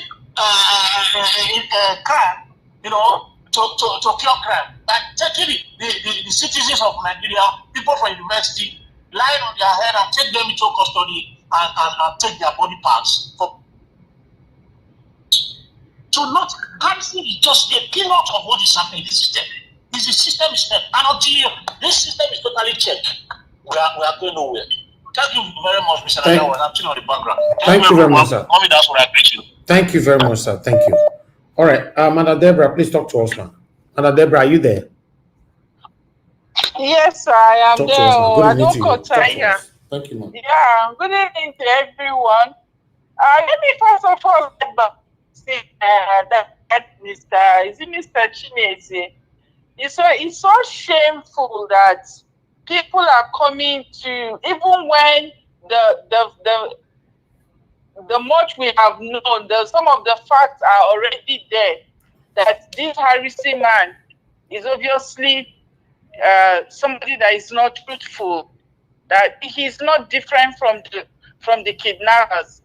One cannot even rule out the fact that he might be working with those kidnappers and pretending to be rescuing those people. We can't rule that out. And again, he wasn't even honest. If he was remorseful, he would have, even when he made that video, he would have been honest. If he had, sorry, this is what I did, but I didn't do it. This is the reason. Please, we are dealing with the issue. If he had been transparent and honest about it, it would have been different. But he came and lied. He lied. He didn't even say that he removed the money. So we are dealing with somebody that looked like a criminal. So all these things people are saying, they should put emotions aside. Facts don't about our feelings. And I can tell you a fact that Harrison has been doing this thing for long. Me, I just feel that his cup is full. That is the way it is in life. Whatever you do, one day, monkey go market, go come back. I just feel that this is his own judgment day. If you find out maybe he has been doing this thing for long, and now justice has caught up with him, he has been exposed. So people should just put their emotions as, this is a problem. Nigerians, a lot of Nigerians, they always bring sentiment and emotions into things. That's why their sense of judgment is always clouded. You can see somebody saying, oh, why are they bringing the things that he has done before? Yes, it is important because he has not changed. If he has changed, he would have come out to be truthful. If he has changed from his past, he would have been honest. If only he came out and admitted the truth, nobody, people will say, okay, at least he has accepted, he has said the truth. But he lied. All right. He lied. So for these people who are saying it's part of the government, yes, we know our government is bad, but should we continue to support what is bad? We cannot say the government is bad. So when somebody does something that is bad, we shouldn't condemn it. Exactly. So God bless you. Nigeria is bad, so all of us should turn to criminals. We cannot say because we have a bad system that we all now have to become bad and become criminals. I don't understand that kind of analysis. Mr. Elvis is there today. I respect you a lot for how transparent that you have been. Are you not a Nigerian? Even the day I criticize your pastor, despite that he's your pastor, and I could see that you care about it, but you were still honest enough to admit that, okay, in this regard, he is wrong.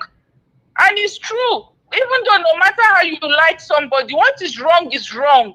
You should be able to still, and it doesn't mean that you hate the person by calling the person out. Even your children, when they do something wrong, you still correct them. It doesn't mean that you hate them. So why is this thing that when everything is so obvious, we've seen that this guy, probably all the ones he has been doing in the past, if you investigate it, I can tell you for free that he has never been a truthful person. He probably is working hand in hand with the kidnappers. Thank you, ma'am. So this now he has been exposed, but people are still trying to cover up for him that he has been doing good. So if he has been doing good, does it mean that we are not going to, when he does wrong, we are not going to look into it? Let's so move it's on. just shameful and disgraceful. Very shameful. You know, and I believe that if they investigate more, I can tell you that a lot will be unveiled, that this kidnapping that is going on in Auchi, in Edo and Delta, probably he's working hand in hand. It's a business cartel. You might just be surprised. Okay. So let us not Thank you, man. Let's bring move on. emotion into this thing. Thank you so much, Mr. Elvis. I appreciate you. Thank you very much, sir. man. Thank you. Now, this is a woman of truth. She has always been a woman of truth. For me, I have so much respect for people who speak truth to power. But the kind of behavior one they possess for this platform or on social media sometimes is shocking. Mr. Shimizi called in that they should punish Harrison a little bit and move on. This same platform, Shimizi is part of the people that have joined me to call out Tinubu so many times. This platform, now platform we don't criticize Tinubu past for any platform, probably on social media with truth. And many of these people, they were part of it. Tinubu, none of them have ever said to me one day on this platform to say, Mr. Elvis, calm down first. They said Tinubu do this, Tinubu go find out. In fact, if you mention Tinubu name here, before people start eating him raw, they will not ask you to bring the article or the video or if he did it. Because not be a favorite. Now your favorite that day now, you say people should shut up. Now you are not telling us now that even people are not going to his past. His past is not beautiful, but you are hearing it. Aren't you happy that you are hearing it? Nigerians are the fear owner. To be honest, are the fear owner. As we speak, somebody's husband is still with the kidnapper. Whether I don't buy or still their life, only God knows that. But all I know that they have not released that man. All of you give this statement now, don't think about that at all. That removing 5-something million naira could cost that man's life. I fear Una. in capital letter, I fear una.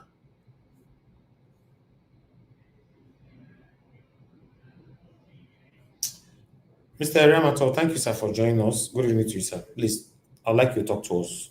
Yeah, good evening, my people. I've listened and I was just laughing at the back over the submission of some of these persons, based on emotion and sentiment. Now, I would not want to go back again to what everybody has said. I want to take another angle. If you go to Harrison's page, Facebook page, you're going to see a lot of job that he said he has done. Come on, guys. When VDM was arrested by the EFCC or DSS, in less than 1 hour, the entire social media space was engulfed by, videos, hashtags, free VDM, etc., etc. And in 3 days, the entire Abuja and the entire nation, was engulfed with simultaneous protests for the release of VDM. Now, VDM was only collecting money from online scammers or vendors to customers. Now, not to talk of a man that claimed, allegedly, that he goes into the forest, risk his life, and get victim rescued from the den of kidnappers. Okay? And now that he's now incarcerated in the Nigerian police custody, nobody, not even one person, had come outside to defend him and say, yes, this system that he just said now is the same system he used while I was kidnapped. He took away some large chunk of the money that was paid for my ransom. And at the end, after I was now released and the criminal were now caught or they were now, dislodged, the money was now recovered and they now gave us all the money back. At least by now, after 5 or 6 days of him being in dictation, we would have gotten 1 or 2 persons who he had rescued that would have come out in his defense to now explain this very particular, what is called system or whatever that he uses, in tracking these kidnappers. None has happened. That says that there is something fishing in whatever he has done. Like this lady that just ended a call and said we shouldn't be emotional. This guy has something that had to do with money. That's the issue there.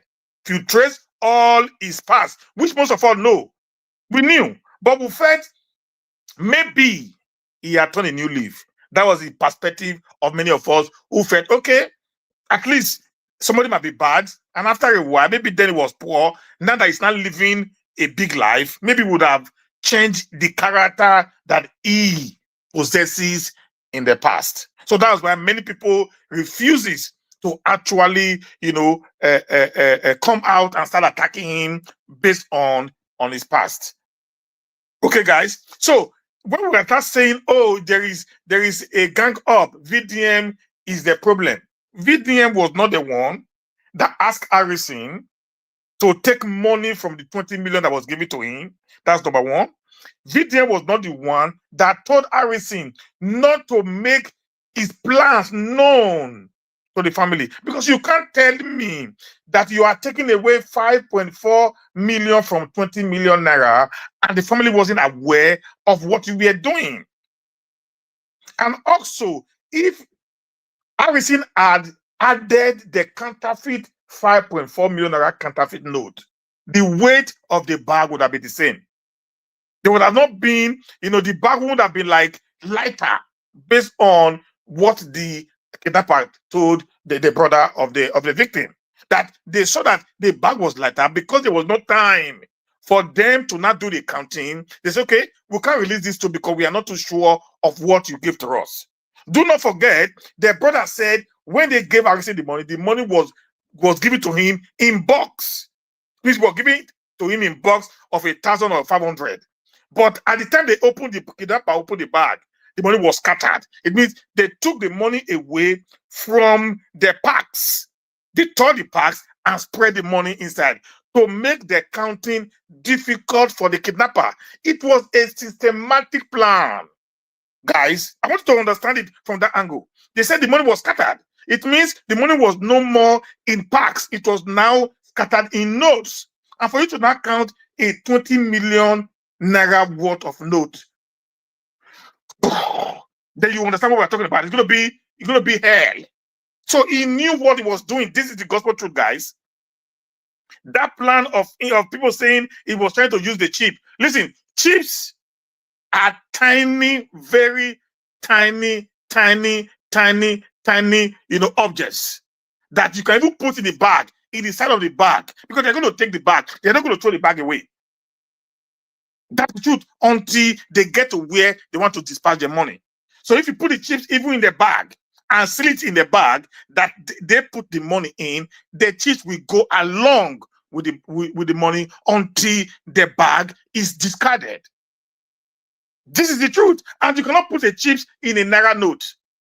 In a note, it's not possible. It will be visible, just like one of the other commentators said. It's going to be visible. So there is no way a chip can be put in a note and it will not be seen. So if you now say you're going to put a chip in the middle of a note, or in the middle of a pack of a note, then why take away 5.4 million naira? That is the issue. And when they decided to not go to his hotel room, they found the money had been splitted into different bags.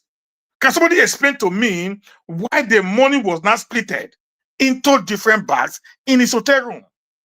If actually what he intended doing was to take the money away from the ransom in order for him to not add a counterfeit to not track these people, why not split the money into different bags in your hotel room? Does that actually sound, does that sound logical to people who actually believe in honesty, truth, and justice? Like I said in one of my write-up, if you are coming out to now fight for Nigerians, you must come with integrity, you must come with transparency, and you must come with accountability. These are the three, characters that VDM had possessed in the last 3 years that nobody has been able to drag him down. So if you are coming in, you want to start, being in possession of money that does not belong to you, these three characteristics must be what you ought to possess. Because if you don't have it, it is difficult for you to deal with people. People are saying, he has been going to the forest to catch people. Listen, just like somebody said, he was actually doing a business. I asked a question somewhere. What job is Harrison doing? If you've seen him on his video, you see where he lives a luxurious life. What job does he do? If he's not paid for rescuing these victims, what job does he do to live the life that he's living? Because I've checked his page, I've checked his audience, I've checked his engagement. It's not enough for him to live the life that he's living. So sometimes we must tell ourselves the truth. He had issues with money. He doesn't see money and take his eyes away. So a person like that is not supposed to get close to money. If you know your weakness, bros, always run away from that part. Because even you decide to change, as you see that thing, that spirit will rise again.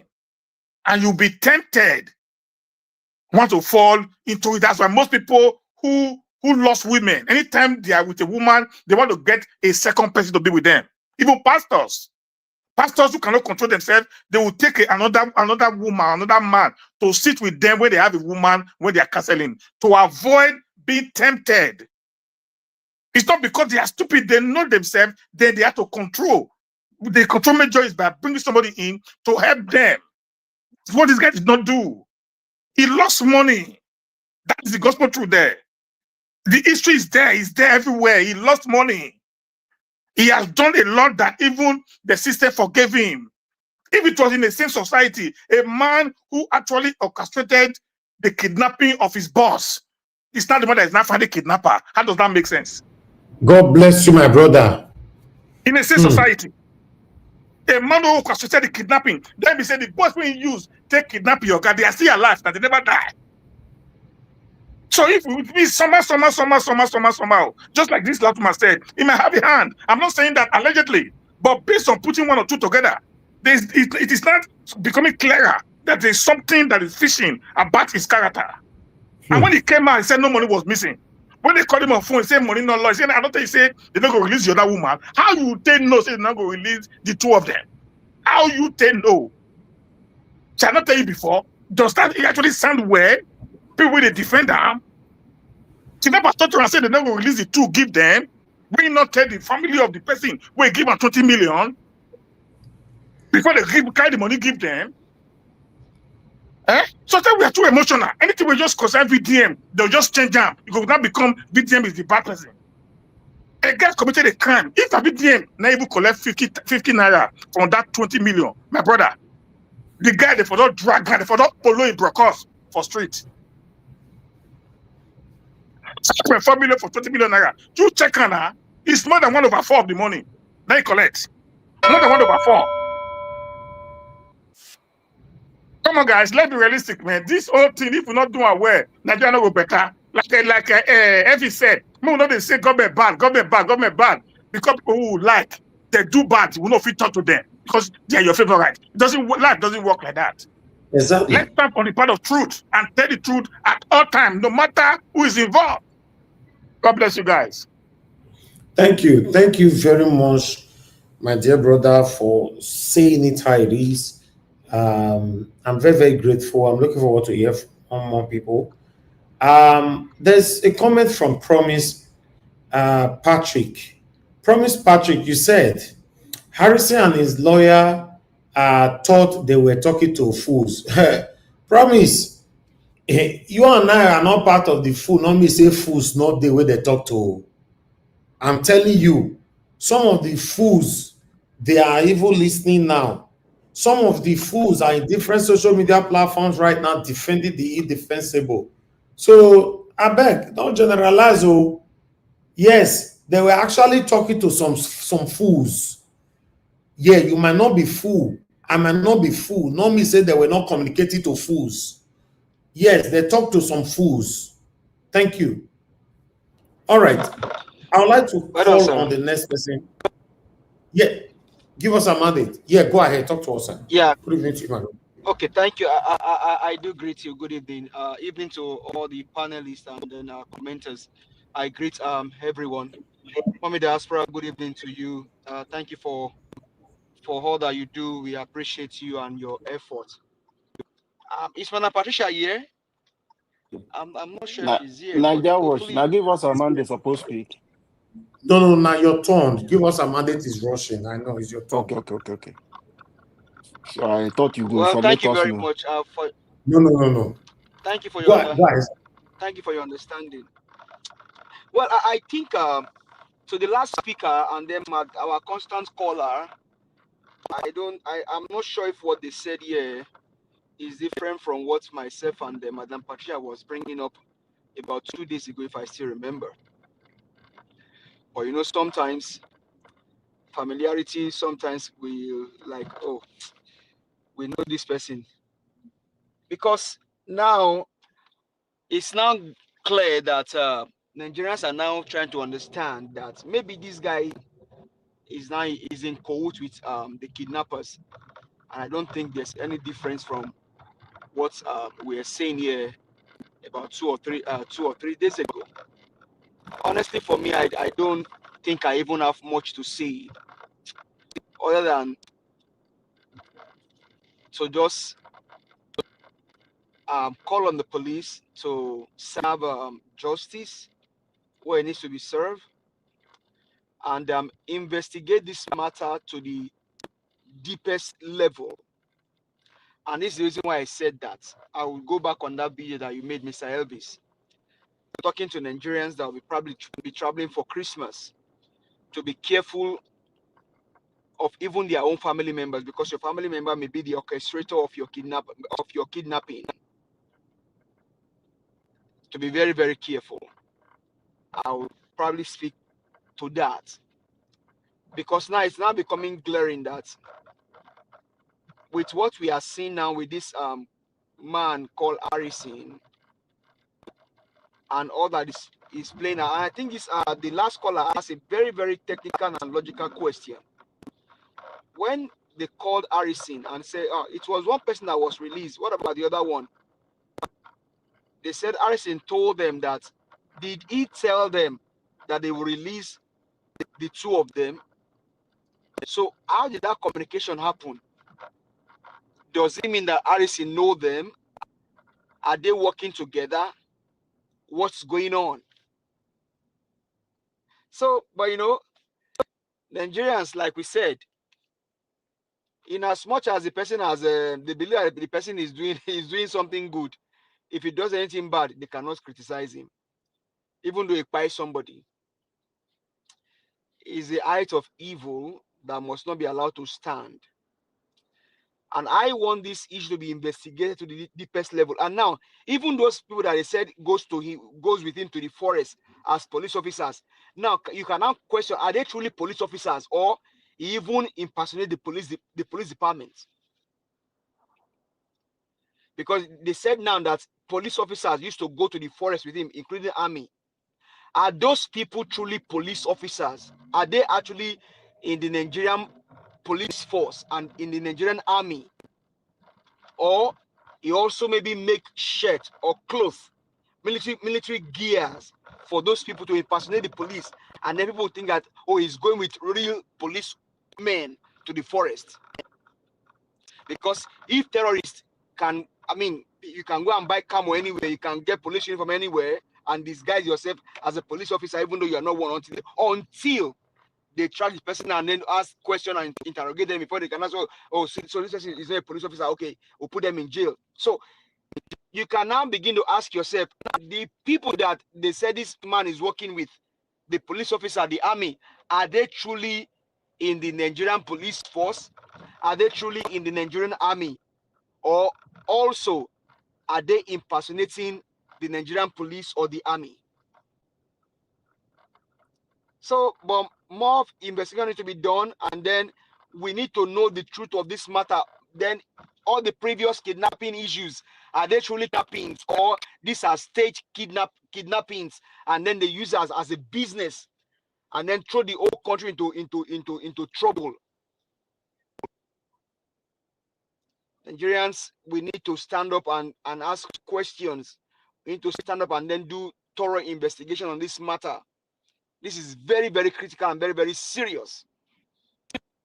Now, on the issue of the Guinea-Bissau, Benin Republic, where they said the criminal drug baron asked them to go and to drop a bomb. Now, I think Ayo and Rufai and then Ojiope we're asking a very, very critical question to Ruben Abati. And I wonder why Ruben Abati is doing whatever he's doing. Now, Donald Trump said we will come to Nigeria and rescue the Christians if the Nigerian government will not do their job. But Tinubu now went to Benin without the Senate, the House of Rep, sanctioning the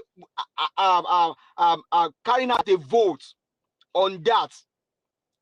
So if okay, you can actually go ahead and do whatever you want to do there. But in Niger, he could not do anything in Niger. Why? Because the Northern Caliphate told him, you cannot do it. These are our brothers. Benin Republic is close to the south. As a matter of fact, some people in Oyo State, some of our Yoruba brothers, they have connections they have families in Ivory Coast, in Benin.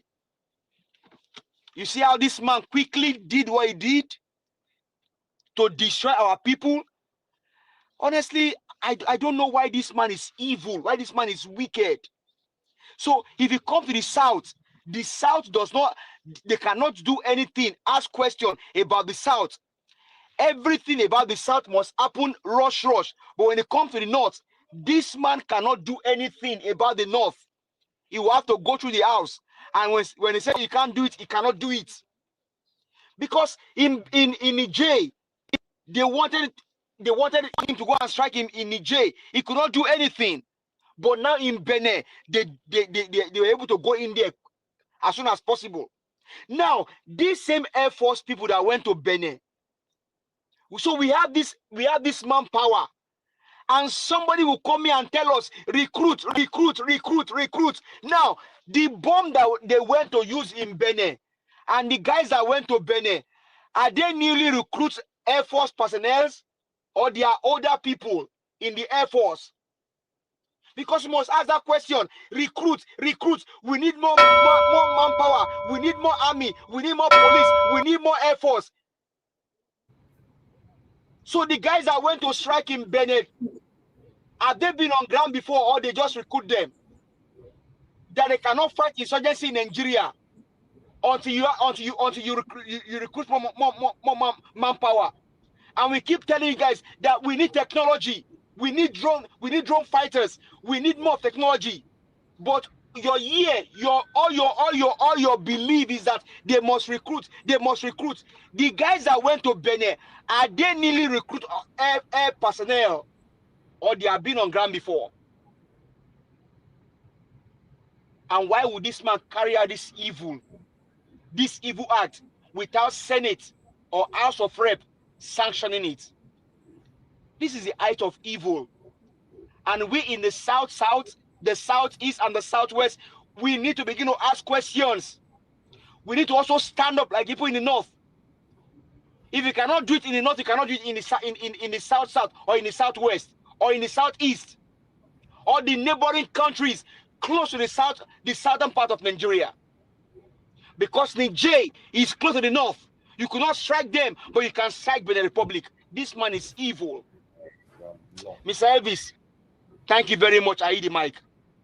Thank you very much. I appreciate you. Thank you very much, my dear brother. Thank you for all that you do. But meanwhile, I'd like us to move on to the next person. Madam Lugina, thank you very much, ma, for the super chat earlier on. God bless you. Blessed lady, thank you for your super chat earlier on. God bless you. I'm very, very grateful. God bless every one of you right there. But meanwhile, let's come to our Dream Nation now. Talk to us. Good evening to you. 8 minutes. Thank you, Mr. Najawach. I would not like us to keep Madam Rita waiting. She is the gentle lady in the midst of the men. If she can take, I can take her place. Okay, that's fine. Madam Rita, please talk to us, man. Good evening to you. Rita is not thank there. You. I'm here. I was wondering why Mr. Stephen will speak before me, because I came before him. Anyway, I'm just joking. No. You didn't. He came. He's the first person that was here 10 minutes before you people came in, but he was on the back page. I just want to call his name, Mr. Elvis. Okay, good. Good evening, Mr. Elvis. My sweet mommy D, I love you. And Mr. Dream Nation. Margarita. Yes, sir. That idiotic element that you tackled on the comment section, and he now lied that he was not talking about me. No, he was talking about me because his comment was screenshotted to me on a pre-recorded video that I uploaded a couple of days ago. He left it there in the afternoon. Yes, so he's a satanic person. He has been blocked on earth and in heaven. So he came here to demonstrate it again. You understand? Those are the kind of people that want to judge you based on your papa, your mama, but they don't want to carefully check you yourself. You get me? So he has been blocked on earth and in heaven. Thank you, man. Thank you. That was a typical cowardice. I mean, if you want to say something, say it. Don't deny and lie. You know. Anyway. Yes, as I was saying, good evening, Mr. Dream Nation, Prince Alabo, how you doing? Give us our mandate. Madam Patricia, Mr. Tu Ninja, Mr. Abdul Malik, long time, sir. Mr. Steven, and Mr. Odua Domo. Greetings to everybody in the comment section. Mr. Johnson Emmanuel, I'm waiting for you to come to the panel. Debsy, everybody in the panel. Sorry, I can't remember everybody. Matilda Obasui, it's been a long time. I haven't heard from her. Anyway, I think I'm going to talk about, I don't know if I talk about Tinubu's issue on the second or the first, I don't know, but let me just keep Tinubu aside and let me just flow with the Harrison case. What there's something I was reading like in the past. I remember the person said, I don't know who said that, but he said, money is not the root of all evil, greed is. And I think that's true. Because it's only when you are greedy, you become desperate to get something by any means. It could be a political position, it could be money, it could be a woman, it could be a man, it could be a child, it could be an office position or some sort of promotion. Because you're so greedy, you become so desperate, and then you just do anything. Somehow, at some point, you become addicted to that greed. Um, People show their true self when money or power or even a combination of both is involved, and that's a fact. I'm not trying to make any difference between VDM and Harrison. I haven't made any comments since this Harrison case came. I guess maybe when it was presented, from what I'm hearing, I wasn't on the show, but I was trying to look at Harrison and VDM now. I mean, there's so many other Nigerians, who are doing really good things, as far as we know on social media, as far as I know. But when you look at Harrison and VDM, I would say Harrison looks to me, and this is my own assumptions. I'm not saying that I have any medical research, to say, but based on what I see, I think Harrison is a closeted sociopath. A closeted sociopath. VDM, he deals with social issues and he is solution driven. Yeah. VDM deals with the social issue, is also solution driven. Let me start from Harrison. When I say he's a closeted sociopath, is somebody that is not showing who he really is in the public, but he tries to have this public perception of this is who I am. And I think he struggled with that, to show the public this is who I am, because of his past. His past is not so good. His reputation in the past is not so good. However, that past is still alive, but he's putting it in the closet. That's why I use the word closeted sociopath. Now, to get to the peak point, which we has gotten to now, we get to a point where that closeted sociopathic behavior can no longer be hidden. And at some point, the whole world will see it. And the whole world will judge you. And the whole world will chastise you. First of all, when I saw this thing on social media, I said, okay, I hear people comment, okay. The thing is, according to Fela, this word of, let us start calling the words the way it is, how we understood it in simple language. The white man would bring the word money laundering. The word na thief is called stealing. If somebody takes something from you without your consent, it is called stealing. If you take a piece of meat from the pot without asking your mother, it is called stealing. If your child takes a pencil from her fellow student and brings it to the house, tell your child it is called stealing. Stealing. Stealing. If somebody has agreed to a certain amount and say, let us gather this money in order to rescue somebody, you did not tell the people who gathered the money in agreement with you that you were going to pull out 5.4 million naira. That is called stealing, period. That is called stealing, period. Call the name, and you should not be subtle about it, because calling the name means there is room for progress, there is room for change, so that person realizes you are stealing. And anyone who steals is called what? A thief. Don't sugarcoat it. Mr. Chimeze, sir, I'm sure you're listening. I found it kind of very difficult, to really understand. I was trying to understand it to some point, but I was lost when he said we should try and make it subtle. what Harrison did, subtle, whether he had good intentions or not, I just defined stealing. Say, Harrison, Mr. Chimeze, you should have said, Harrison, I recognize the works you were doing before. I cannot verify if you're in collaboration with these kidnappers.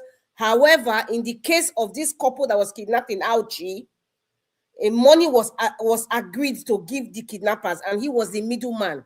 You took money without telling the people who gave you the money. You took it without their consent, without their knowledge. It means you stole, and it is wrong. Period. There's no sugarcoating, there's no left, there's no gray area. It's black or white. It's called stealing. For whatever reason, it is called stealing. I don't know since when we started having, I don't know if Harrison has some sort of what they call it, some sort of training or some sort of legal backing or appointment by the government that allow him to deal with this. I haven't seen the Delta State governor. I know he had an appointment with Delta State governor for a while, but he saw that it wasn't being effective. He resigned. He showed his resignation letter, on social media. He resigned because I remember the lady was saying, "Oh, Harrison was claiming he was working with government." He was actually working for the Delta State government, but he resigned. He resigned, and he said, he cited his reason. He said one of the reasons, like, he doesn't feel that he's more effective, just getting SSO on what security and what, but things are happening and he's not seeing the actions. He had a video on the social media handle, and he cited reasons why. And I remember one time he was even talking about, he went to government house, Delta State government house, and was speaking to the security agents that were outside, and giving them reasons why the government should do more, right? But however, in the case of this couple, unfortunately, I pray that man will be found alive and safe. And I know that the kidnap of those couple is coming from within. The enemy is not far, trust me. I'm sure you all know that. That is another aspect that needs to be investigated within the confines of their family, either from the man or the woman's family.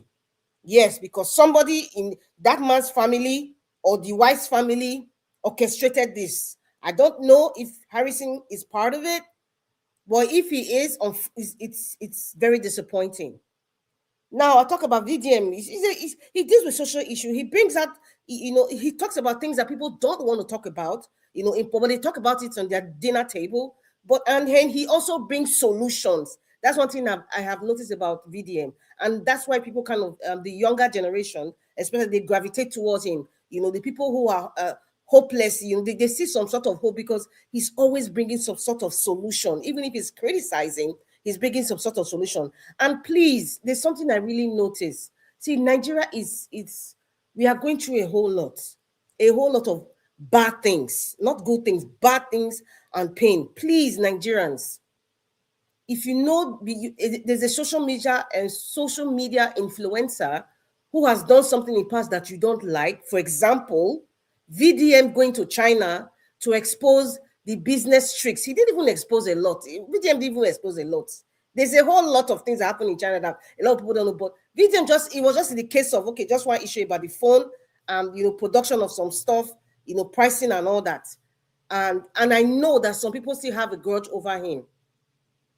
I know they still have a grudge over him, because of that. So now, this Harrison case has come now. VDM is coming out. Some people, I'm not trying to be tribalistic, but I'm saying it based on what we have seen. Some people from the Eastern extraction, the Igbos now, who were not happy with him then, not all, some of them were actually praising and happy, that VDM was trying to teach and educate. You see solutions I'm talking about. Some of them who still have grudges or who still have some allegiance to, I don't know what's the name of the other guy that he exposed with the phone and all that stuff. Anything time VDM is coming to say something as serious as somebody's life now, instead of them to actually look at the nitty-gritty and say, listen, let me push my disdain for VDM. What VDM is saying, oh, I think he's right, let us really look at it. Not just chastising. We are talking about serious issues here. We are talking about somebody's life, somebody's husband, a potential father because the wife was pregnant. He's been kidnapped. We don't know where he is. Nobody knows his condition right now. And that's what I'm saying. How did Harrison in the first place? Did he get a license to do what he's doing? Because the country is messed up. That's the truth of this whole entire matter. Nigeria is messed up, unfortunately. Unfortunately. Because if Nigeria was a working system, we will not even have VDM doing what he's doing. VDM will probably even do something even better that he hasn't still discovered now. But because we are so caught up with insecurity, pain, starvation, idleness, hopelessness, we now have someone like VDM. VDM probably has more talents that he can even dish out to the younger generation. But we're just dealing with what we are dealing with now. And I even think everybody is a victim one way or the other. If Harrison is part of this cartel of kidnapping, the law has to take its place, and something before I forget. I noticed something in any society, especially, let me just go to Nigeria. Let me not go out of Nigeria. When we have things like social issue, like or even political issue, let me just say this IPOB issue, Biafra issue, when we have kidnapping issue, or even Fulani herdsmen issue, just know this. There would always be merchants of these kinds of vices that will want to take advantage of it and use these issues, right, as a yardstick to say, oh, this is the reason why I'm doing it. I am taking out people's stores. I'm stealing people's stuff on the market on the Mondays because I'm supporting Biafra, which is a lie. And that's not what Biafra stands for. Or I am helping I'm helping to rescue people who have been kidnapped. That is why I'm collecting money and I'm putting a chip. That is rubbish. That is nonsense. It's like Nigeria is in trouble. Thank you very much. I had a lot to say, but I'll just say that. Thank you. Thank you so much, Moderator. God bless you, ma. Thank you for your submission. Upon your submission, we still have these same satanic people here that continue to support rubbish. That's how it is. That's why you see Nigeria is backward today. But meanwhile, Jim Nisha, are you ready to speak now?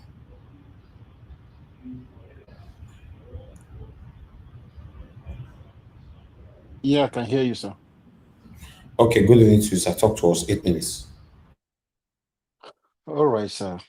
For me, good evening, everyone. People on the panel, thank you for allowing our Madam Rita to speak. Thank you, Mommy. That's for people on the comment section. Thank you, Nigeria Watch, for what you do. We'll continue to speak truth to power. A new Nigeria is coming, and it is possible, which I know for sure. We will get that Nigeria of our dream. I'm not giving up. I know some people have given up on hope, but for us, we know there is hope and there is light at the end of the tunnel. We will not allow any destruction.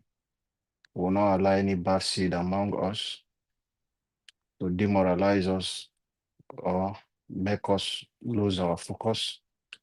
We should just be steadfast and continue to do what is right. One thing I know for sure is that the evil man does live with them and live after them. That is word. So for every one of you, the younger generation who are growing up, you should be proud of yourself to say, yes, at the age of 40, 50, 60, 70, I can stand in front of my children and in front of the public to say, go and check my track record, like Peter Obi will say. And if you find anything, I want you guys to learn from the case of Harrison, not just Harrison, a lot of people. Why is there so much dislike on our president? It's because of his past record. So even no matter anything he's doing, whether he's doing good, people don't see. But because of his track record and things he has done in the past, no matter how you want to tell Nigerians that Tinubu is a good person, you'll be wasting your time and everybody will turn their antenna on you and as if they want to swallow you. So that is the same thing. None of us should support any evil. Harrison made a big mistake and his past is haunting him. And the same thing he has done in the past is what is haunting him today. Let me tell you something people do not understand. A soldier, they say, oh, soldier never die. A military man is always a military man. A thief will always be a thief. So once your name is there and there is evidence that you have stolen before, and when you now have access to power, you will become worse. So that is what you will see that is happening even to our politicians.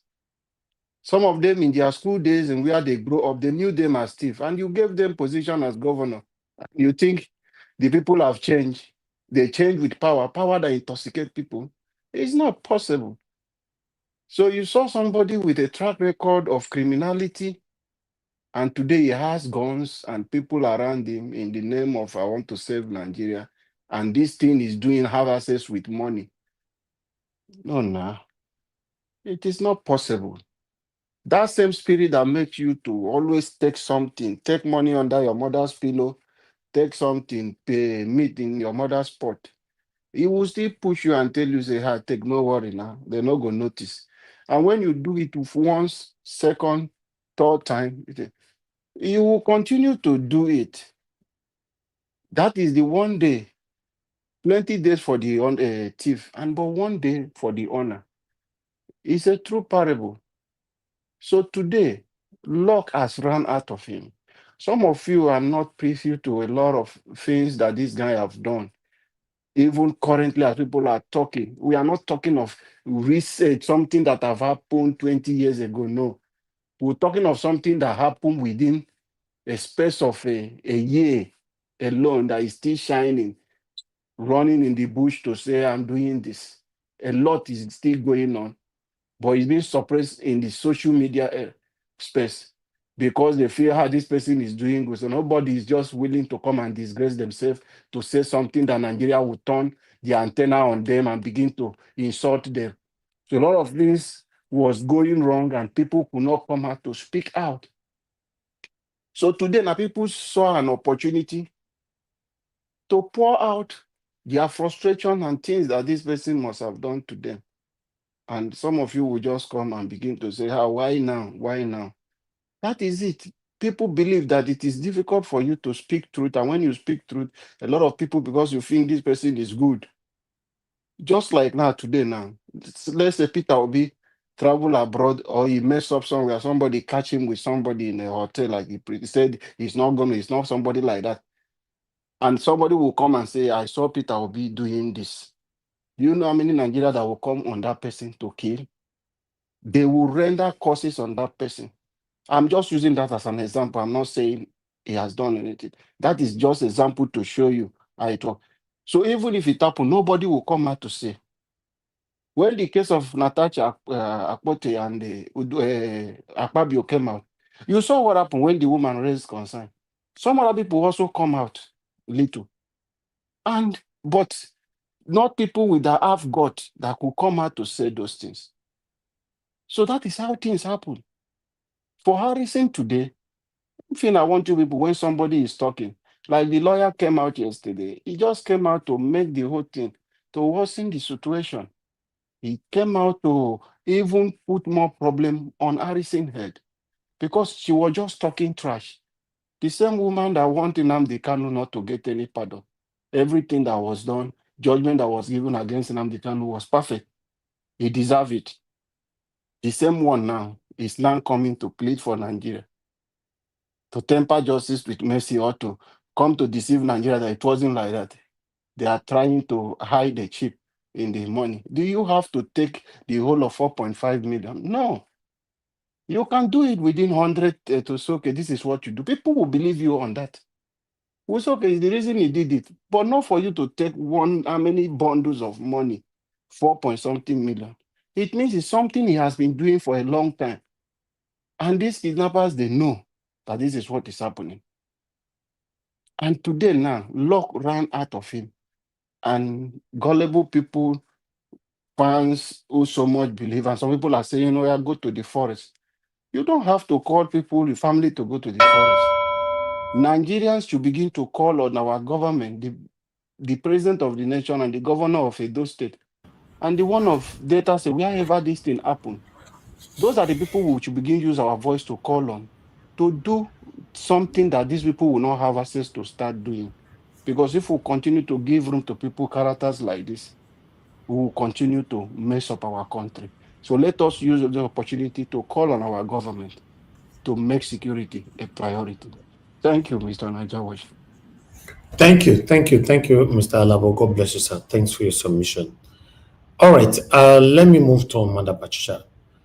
Thank you very much, man. Good evening to you. Please talk to us. Good evening, Mr. Elvis. Good evening, Mommy Diaspora. Good evening to all the Nigerian family that is watching, or wherever you are, whether you are home or your car. Thank you for your participation in this broadcast today. Please like and share. It's important. Thank you. And also to all our panelists. Thank you for lending out your voice to speak truth to power.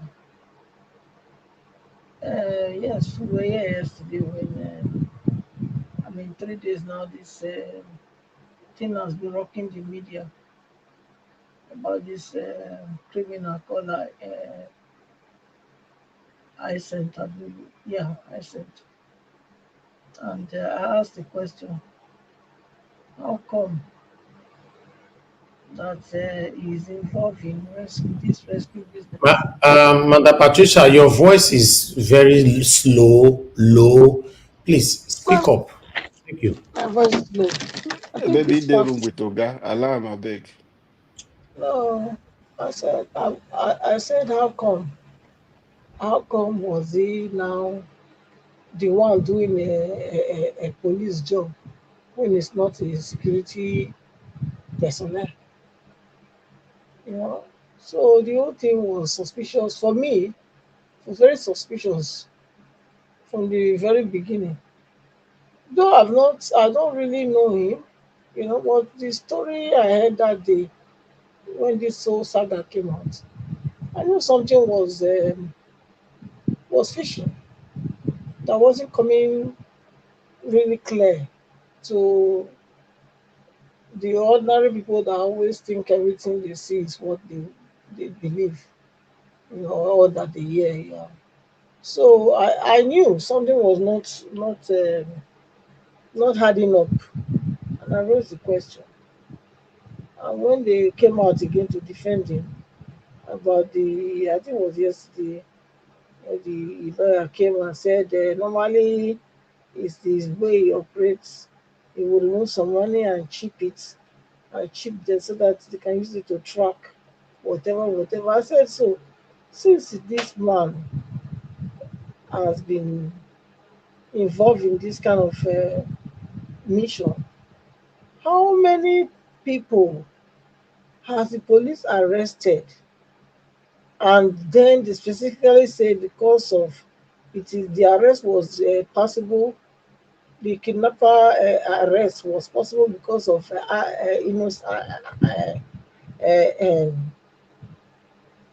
innocence, chipping of money. That's why they could trace the kidnapper. I said, there's there's something not adding up here.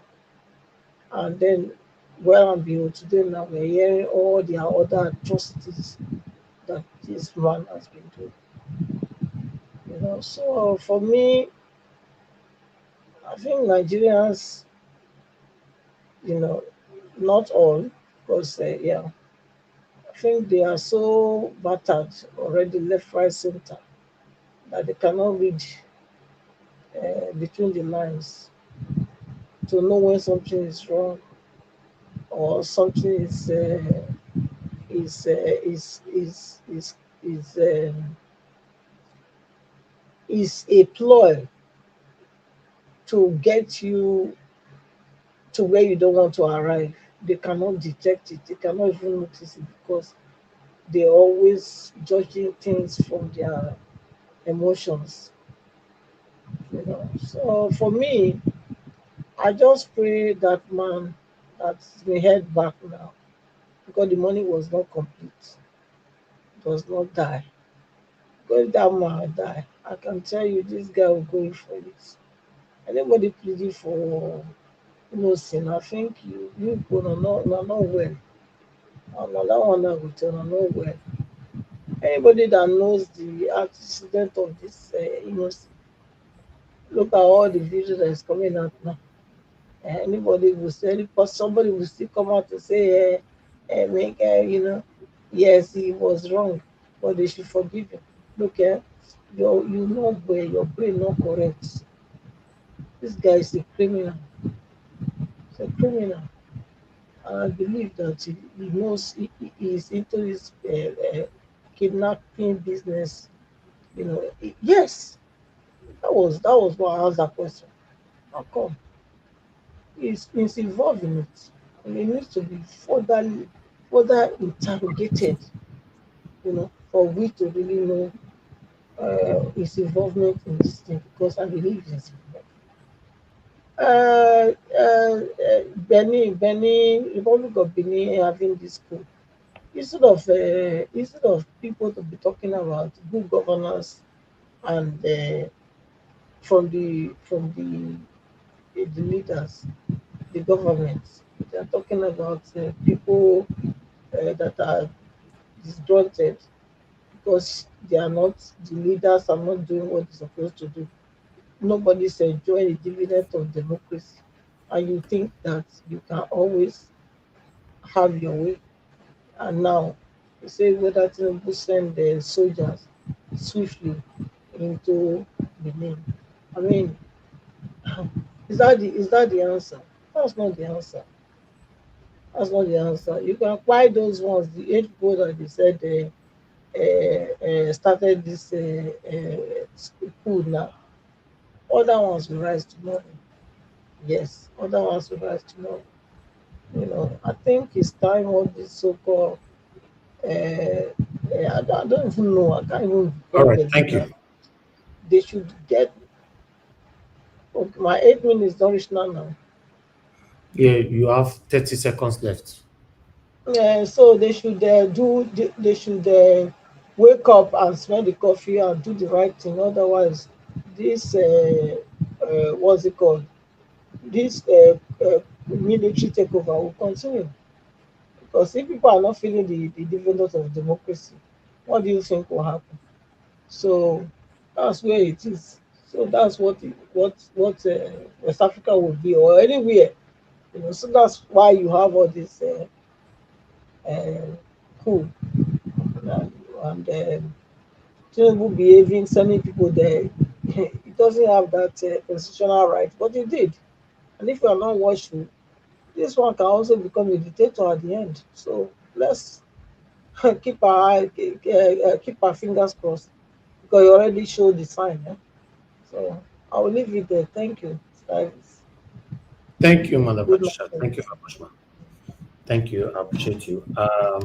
Because of the submission of Mother Patricia, I'd like to quickly add this in, like the statement from Shimize earlier on, that just a little thing that happened, people are now going to the past of Harrison, and digging it out. I want to ask Mr. Shimize and many other people supporting this man that the Tinubu that we were calling out that time in terms of drug baron, mute yourself, please. Mother Patricia, mute yourself. No, it's coming from your end. We're calling Tinubu all the drug baron or drug cases at that time. Now, today, that matter happened because I want people to educate me again. Or now, tele, probably before some of us were born. Now it happened, but at least it came up when it was running for the #1 seat in Nigeria. You and I lambasted on him. None of us asked for us to go investigate anything. So why is it that Shimize were very angry that they are not going into his record for little thing where he do? It's sometimes the reaction that we possess on this platform sometimes, especially when it comes to our own, is shocking. Ogashimizi, not vessel, but I believe your submission based on because RSC is your own. That's why you gave that submission today. That submission is shocking. And I'll leave it like that. Let me move on to the next person, which is Abdul Malik, then to Niger. Get ready, Mr. Tunaja. Abdul Malik, talk to us. Good evening to you. Yeah, good evening, Mr. Niger Watch. Thank you, sir. Good evening, everybody in the panel. Good evening, Nigeria. This RSC case is very difficult. You see, Nigeria, most of the bloggers and content creators, they will not see the root of the cause. They will just come on air and start spreading lies. Look at the picture, that picture that you show. They said that the BDM want to set RSC up. That guy was with BTM in the car, which is not the Z04. It's different from Z04. Some of them, they don't even talk what they say. They always just come on air to spread lies, to deceive people, most of them. Because I've been following most of them. But the way I say, that is the reason why Nigeria, it will be very difficult before that country will be good. Because even though we see truth, we will not say it.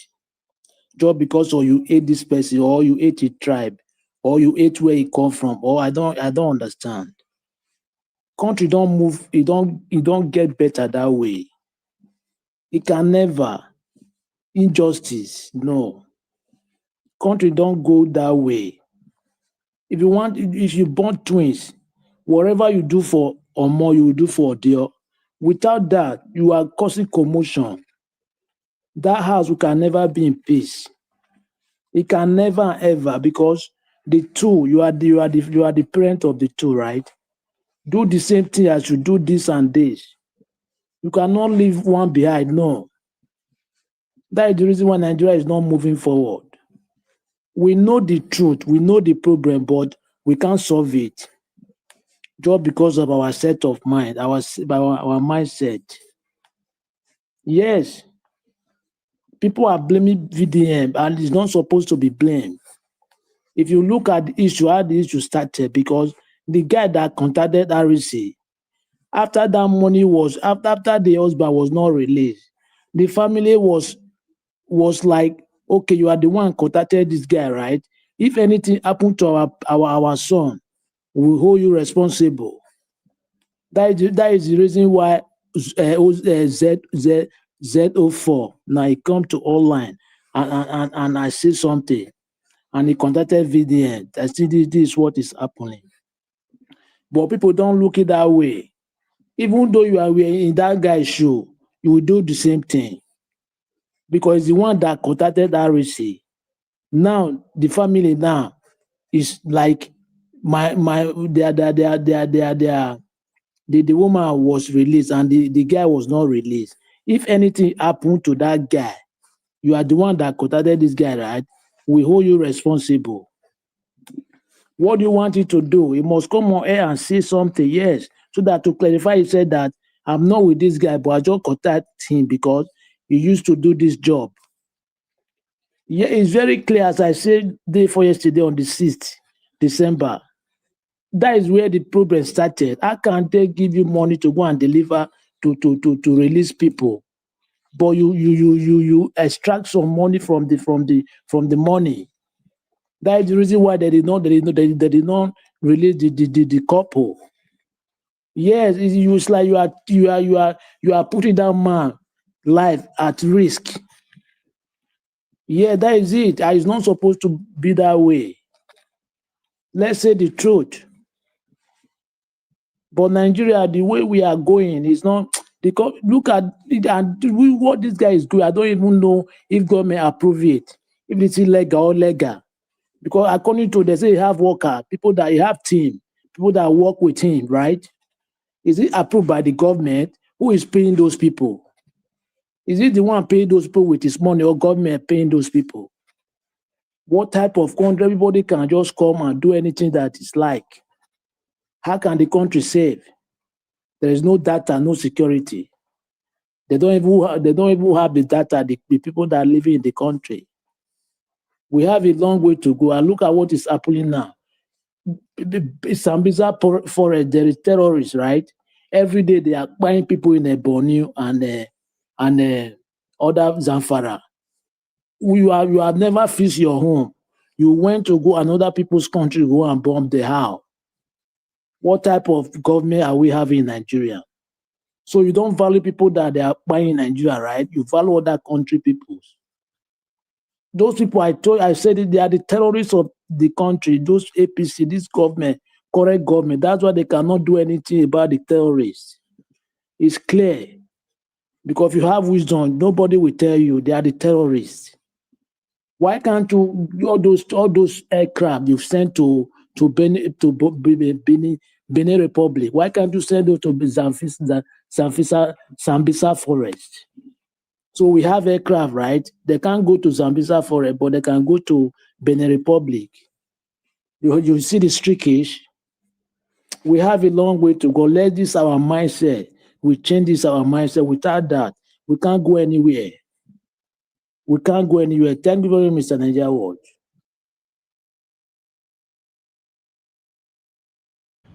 All right, Abdul Malik, thank you very much, sir, for putting your voice to this and for standing for what is right. Okay, let's hear from Tunaja. Tunaja, it's good to have you on the show. Thank you, sir. Good evening to you. Thank you. I really appreciate you for having me, and thank you, Nigeria Watch, for your consistency and being online every day dealing with all the Nigerian issues. And you're also in Nigeria, so that also is a big plus. So we appreciate the work you are doing. And greetings to the panelists, the chat, and all those people, everyone that is supporting Nigeria Watch to do what he does. Another many that has been able to accomplish this consistency. Regarding this very dark man and Harrison matter, I think he should just be treated like a human thing, and he has committed. Because from what I'm hearing, there's something to be said for what Harrison has done. He seems to have been kind of taking a bit off, taking some money off the ransom payment that he was supposed to make. And that is very terrible thing to do because it could cost the life of people. And the so-called people that he's supposed to represent, not so dissimilar to what our leaders are doing. And he should be punished severely because when you have people's lives in your hands, you shouldn't mess with it. It's that simple. You shouldn't mess with people's lives. And this thing that some people do where you want to do good, go and do good.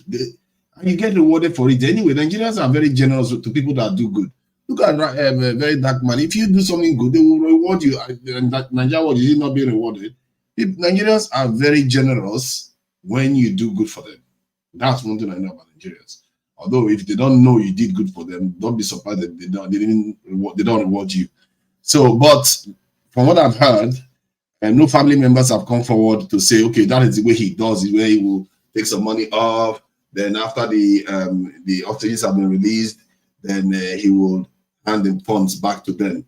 We have not seen any evidence of that. Until there's evidence of that, it should be presumed that this is a form of theft of the worst kind, really, because you are directly putting the people that you are supposed to be rescuing at risk. This is very direct. And it's not like a politician that steals money that is meant for a hospital, then along the line, people die from childbirth and all the rest of it. This one is direct. People's lives are at stake. They give you money to have them released, and you take the money from there. What if the kidnapper decide that they will get twitchy and execute somebody? Who knows whether somebody has lost their life in the process of what he's doing? So he has to be held accountable. Very dark man, he has some antics that I find a little bit, Gen Z-like, attitude, where he talks about clout, and you see how he likes to pose. Maybe that's our cause as African men. We really do like to pose. But it does stand for some good things. He does stand for probity, and he does try to hold people accountable. And I hope he keeps up at it and takes himself a little bit more seriously, because some of the stuff he is doing is quite unapologetically, how do I put it, consistent. He doesn't, from what I have seen so far, maybe he has, I don't know, but from what I've seen, he seems to be consistent. He tries to get evidence before he says anything. He doesn't just come out making accusations. And but sometimes I sense some of that kind of toxic African or Nigerian thing where you want to get one above the other person and you want to brag too much. All those things are not edifying. He doesn't need that. The good work he's done, it speaks for itself. I like the work he did when he went to the Alata village that was attacked. I think if I'm not mistaken, somewhere in the Middle Belt, maybe it's Plateau, I can't be too sure. He was there, the video, I saw it, and he did very well there. And God knows how many things he has done for Nigerians along the way. But sometimes he has this thing that he does that makes him, he's quite off-putting. But then again, I do have things that I do that is even worse. So I can't be throwing stones. He's done very well for himself. And I think that it's good that he's calling some of all these people out. So yeah, from my point of view, Harrison should be held accountable until he can prove the families that he actually refunded the money to come out and testify to that being true. If that is true, then he can be exonerated by that, isn't it? Because it means that is in the line of duty, and he's doing it in an unconventional way, but nonetheless, he did work before, and he may have worked again. And then he should be exonerated. And the police, whatever they think he has broken the law, they can decide to hold him accountable, because sometimes breaking the law in the line of doing the right thing, you can do that, but you should also be ready for the consequences. And that is the nature of the law. It's dispassionate and blind to the circumstances that surround your actions. The judge can decide to mitigate it, but he should be held accountable nonetheless. And that so-called currency that he went and replaced it with, how did he get it? Those questions that Very Dark Man was asking is quite pertinent. So this is the issue, and it's two individuals, and Nigerians, I think why this is catching fire, because it kind of goes into the psyche of Nigerians, where you see some people, they are doing good, but at the same time, they are shoveling money for themselves. And this is not new. And we know that Nigerians do it a lot. And as a matter of fact, if you are taking proportion by proportion, I think Harrison took less. Many Nigerians, they give them money to go and do something, they take 80%. They don't even use 80% for the job. So I will leave it at that. Regarding this coup that occurred in Benin Republic and the way the president has responded to it, you see how our leaders are very fast to respond to issues that affect foreigners, and not foreigners in terms of Africans, the French, I mean, and many these international bodies. So they were able to respond very, very fast to a coup that the whole country's military perpetrated, not a bandit, a whole country military perpetrated and foiled it within hours. And yet this same president, when something happened in Plateau, he was barely there. And our chief of defense staff, the position he was holding before, I think he was chief of army staff, if I'm not mistaken, couldn't even visit the place properly for 2 days. That he had to invite Very Dark Man to have a conversation about this. So it tells you the way our security system is built. It's not built for us technically. They are built to serve other people. When I come here and talk about how these people are caretaker, they behave like caretaker governments. They are not there for you. They are there to serve other people, because the way President Tinubu responded to that Benin Republic attack, coup, tells you everything you need to know.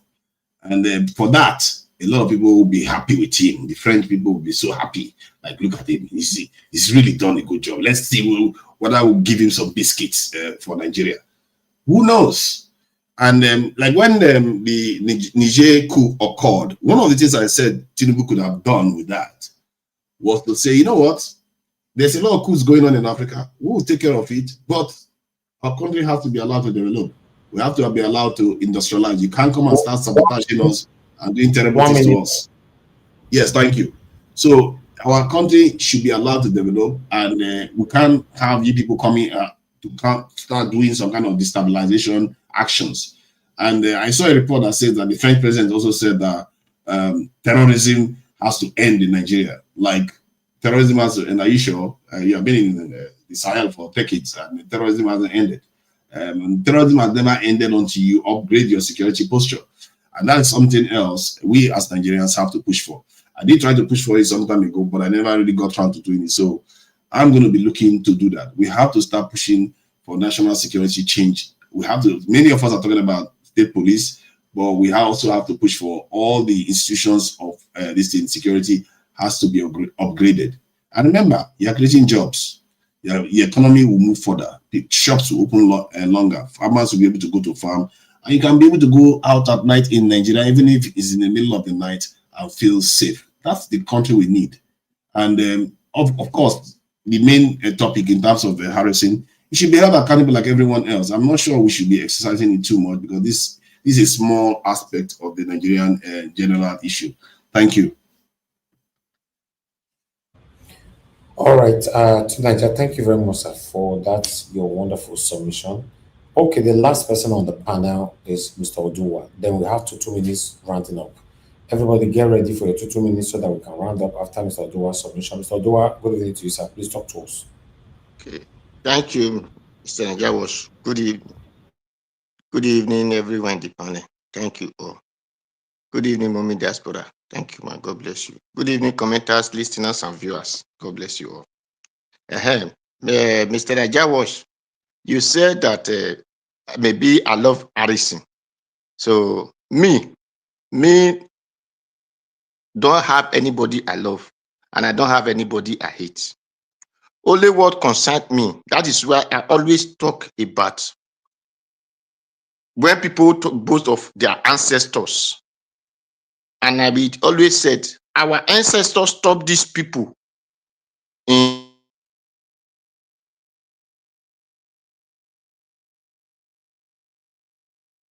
able to run all over Nigeria, which our brother also fight in Oyo. So I always concerned about my land.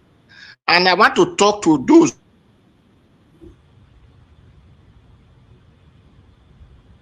Your network is failing. Am I the only one noticing it? Yeah, his network is shaking. Mr. Oduwa, Your network is breaking. It's failing. Maybe you need to restart your system. We can't hear you properly. That is where it was taking me out since. Can you hear now? Yeah, we are hearing you. I can Hello? see you. You are being removed by the network more than 3 times since. Go ahead, we can hear you right now, but if you pause the gauge, you have to go sort it out. Not just Abi Bini, I'm a Eri Edo, who we understand what we sing this song. Idia ni yes ige neku no bioba eu oya ya simie buoma. Can we hear me now? Yes. Okay. So that is why I still said yesterday and all the days of my life. Me, I'm a person who wants solution to come. The ball is on the open field. It requires everybody to play the ball. But people decide to go and stay outside. A player who come to play it, he play it where it is not played well. If they refuse to come and play that ball, however that player like he play, all of them should shut up their mouth. And it's just like a person who, when they put mathematics for you to solve, it's open mathematics, and the person, you think you can solve it, and you refuse to come and solve it. Anybody who come to solve it, he solve it anyhow you see. You that now coming out and saying, you know, you don't supposed to solve it like this, this is how you supposed, it is your fault because you can solve the mathematics and you refuse to solve it. So that person should take it as his own fault because this mathematics was open for everybody to solve. If you are Edo State and Delta State, since I'll be crying, let us of us wake up and stand for our land. We have to take that Oja, which we can sing. We the Edo said, Edo na aduko, I mean, or the radio, okay, no, yobi, na do am moto kegbe, okay, no, me na do aziye na gon. If you are read Edo, you will understand what those things mean. So, where is that zeal of our forefather to defend our land? Then you will not hear, it is our useless, some useless people, let me take that back because of this thing of the Nigeria Constitution is not say that. Nigeria Constitution, the Nigeria Constitution gives some people permit to come and be destroying your land, destroying your farm, destroying your father, destroying your mother. You fold your hands and say Nigeria Constitution. Is it not your duty to defend your land, to defend yourself? If on Edo, when we cried in time of Obaseki, the Edos now start doing it before this governor. This is what I wanted to say to Madam Patricia the other day. Before this governor now banned the so-called vigilante, when the Edo wake up, was there still kidnapping, even court fight? Do they not stop? So when this governor come, he banned it. Was it not the same Edo people that we are chatting, happy to ban the same security this thing? So where the kidnapping happened, is it not in Edo State? Where are the Edo people? Whether from Aucho, from Besan, from Edo, the Edo speaking or whatever, where are they? Do they die? Or thing person have to go is if they want to contact, do they not know Air Force base in a airport road? Do they not know military barrack in a this SRT, Bowo? Do they not know in Ogida? Do they not know police station in every local government, every state? Why do they not go to the people that, yes, you can know that these people have the right to shoot aside? Is in the RDC in the data is where you now go and contact? And we are all shouting here. If you refuse to do what is needful, so anybody can do it anyhow for you. If you are those sons and daughters, and you refuse to guard your land, you refuse to protect your land, kidnapping will continue. Because if you are not happy for kidnapping to continue, you will have volunteered yourself to do what your forefather did to protect the land. You will have made sure that your land is well protected for you. So that is where I still stand on my ground. Everybody enter bush. I mean, I did it in the time of SARS. I enter bush with them because I want my place to be protected. So if you want the state to be protected, if you are those sons and daughters, whether man or woman, boy or girl, old or young, take the action, enter bush, and say this thing must stop, and it stop. It will stop. So that is for that. For the Nigeria, you even hear when they were interviewing military general, he said they have to negotiate with Boko Haram. Military, a general said they have to negotiate with Boko Haram. That is why this one, they don't know how they did it. That is why the people were not released. To tell you the people you said is your government, they are the one killing you. If a military general have to say they have to go and negotiate with terrorists, then what do they use to negotiate with them? We don't want to disclose that completely. But they have to go and do this. A general, when they were interviewing him. So if Nigeria has those generals who ready to go and negotiate with terrorists or kidnappers, whatever you call them, then who are the other people? Nigerians. Did they really even good if the police people that is not arresting, is it not their duty to go to the bush and make sure those people free? The same police station that we now saying he had the audacity to do this thing to do. Is it not their duty to make sure that thing doesn't happen in the state? They are collecting money. Then what I want to say is, if Nigeria cannot have Air Force, 1 minute left. 1 minute. Thank you. Nigeria can have Air Force that go to Benin Republic to go and fight, but that Air Force cannot fight and make sure Nigeria is safe. Then who are we? Thank you, Mr. Najawa. So let all of us put it together and do it, not to wait for us, anybody to come and do it for us. Thank you. Okay, thank you very much, Mr. Oduwa. Thank you, sir. Okay, I appreciate you all right there. We are going to have our final submission now. If Madarita is there, Madarita, please help me to take the final submission to 2 minutes, everybody. No additional. If you are available, though, no additional, no add up, exactly 2 minutes so that we can round up on time. Thank you very much, ma'am. Yeah, thank you, Mr. Elvis. Okay, I'm going to go by what I see on the screen. Mr. Prince Alabo, you have 2 minutes, your final submission.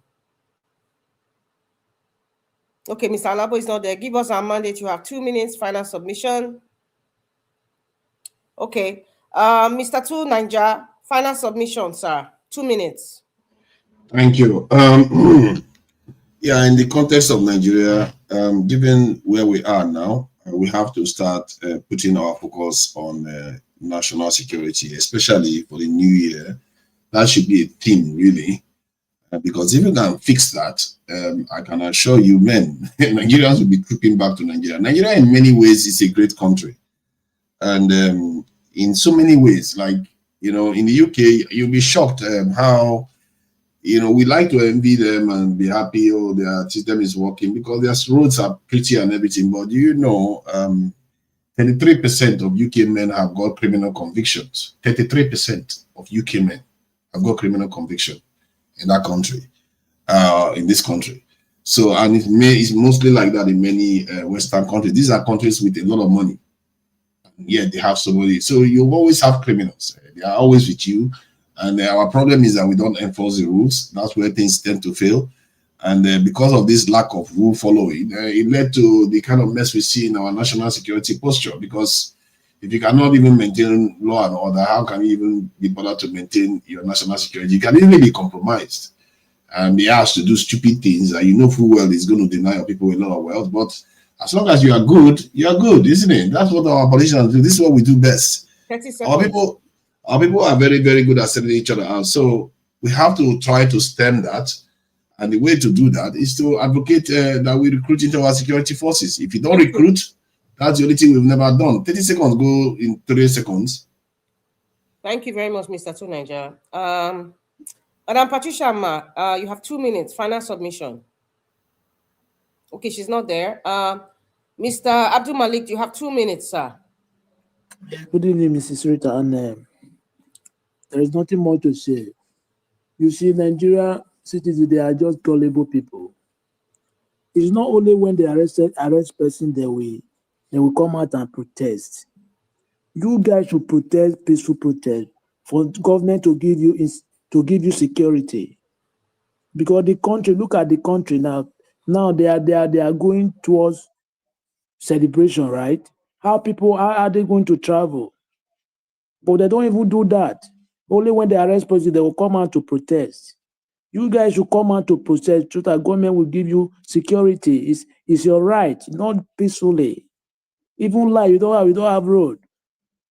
What are you guys living for? Thank you very much.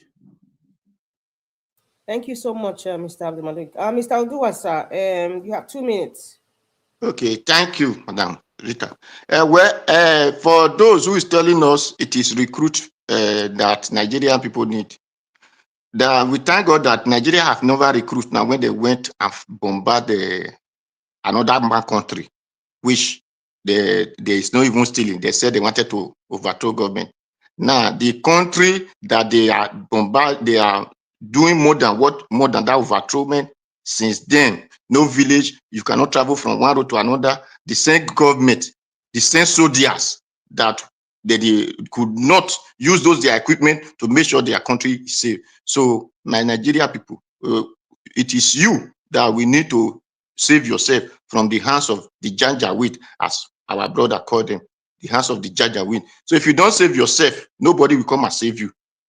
So that is only what I know. And that is where our forefathers, they fought for the land, because they know that it's only them that need to do it. So if you know that you want to fight for yourself, fight for the land, put yourself in the position. That is what I love. Where we say challenge, you be the solution to the land. And if other person want to tell that person, also be a solution to it, not just to stay on the back of the fence and tell you, this is how you're supposed to play the ball. It's not how you're supposed to play it. You enter the field, play the ball, so that the land will be good for all of us. Thank you, and God bless you. Yes, thank you very much. I'm going to call Mr. Dream Nation, Mr. Prince Alabo again. And if he's not there, give us a mandate. You're not there either. Okay, I think I'm here. Sorry. You have 2 minutes, sir. 2 minutes. Final All right. submission. Thank you, Madam Rita. I just want to stress this out and ask those people, those gullible and blind APC supporters, should ask President Tinubu what is the interest of Nigeria in Niger. Because when Donald Trump said, stop the killing of Christians, stop the genocide, if you can't stop it, we will come to Nigeria, gun a blazing. And President Tinubu and co begin to rant on the social media. America has interest in Nigeria. America is coming for our resources. But today, you release the army of Nigeria, the jet fighters that you could not use to bomb the people in Sambisa Forest, while our Mr. own, Labo, yes, sir. are you sure those jet fighters, those Air Force guys, Give us they our are not mandate. just I'm sorry. commissioned? Give us our mandate. You cannot interrupt. This is final submission now. Please do not interrupt. Go ahead there, Okay, Mr. True thank Nation. you, Madam Rita. Just recently, our own, is it helicopter crashed? Today, we don't know what happened. And the same country is sending, why we are unable to fight our own, to go and destroy innocent citizens of Benin Republic. So they should ask President Tinubu what is the interest. And if they can justify the reason for them to go, then they should allow America to come and help them, help Nigeria stop the killing that is going on. Because it's because of the failure of government that we have people like Harrison and Very Dark Man. In America, in 30 Canada, in seconds. UK, do we have people like Very Dark Man or Harrison? No, it's because of a lawless society where we are in Nigeria. That is why people are suffering. We are having people like this rising up. Thank you, Madam. Let me just leave it there. Thank you, sir. Give us our mandate, sir. You have 2 minutes if you're there. Well, Final thank you very much. I greet you and appreciate you. Well, all I can say at this point is Nigerians truly need to understand who their lovers are and who cares for them. Because it's a pertinent question, very, very important question. When Nigeria went to Benin Republic, those fighters, the fighter jets, the guys that actually fly those jets, were they newly commissioned or they been in the force before now? And so when people come here and tell you recruit on what ground, so they can buy your people, it shows now that Nigeria has enough of manpower to combat the insurgency in Nigeria. The only problem is that the insurgency is created by Nigerian government and their social media rantlers. They also come here. They come here and rant for the government on how the government need to recruit, even though the government and them are the one that orchestrate the evil against Nigerians. I mean, I don't know how they were able to fly those jets, went to Benin Republic, did like what America did in Venezuela, or what they did in Iraq or Pakistan, and they return back to Nigeria when the Senate have not even given the criminal drug baron, they've not given him green light to go and carry out the evil act he did in the Republic. But like I said earlier, the southern part of Nigeria, southeast, southwest, south, is always at the receiving end. When they were to go to Benin, to Niger, to go strike in Niger, they stopped the criminal drug baron. He could not do anything. But now, Macron, the young boy, asked him to do the evil act in Benin, and they're able to do it. All your social media rantlers and the evil people that comes and tell Nigerians, recruits, open your eyes and smell the coffee. We don't need no recruitment. We only need technology to fight the insurgency. We can bring them down. Thank you. Thank you very much. I agree with you. Yeah, I see. You must agree with that because you shot my time and gave him more time. I don't know why Nigeria was less you. I'm not ready to be proof against you now because I actually checked it. You shot my time by almost 20 seconds.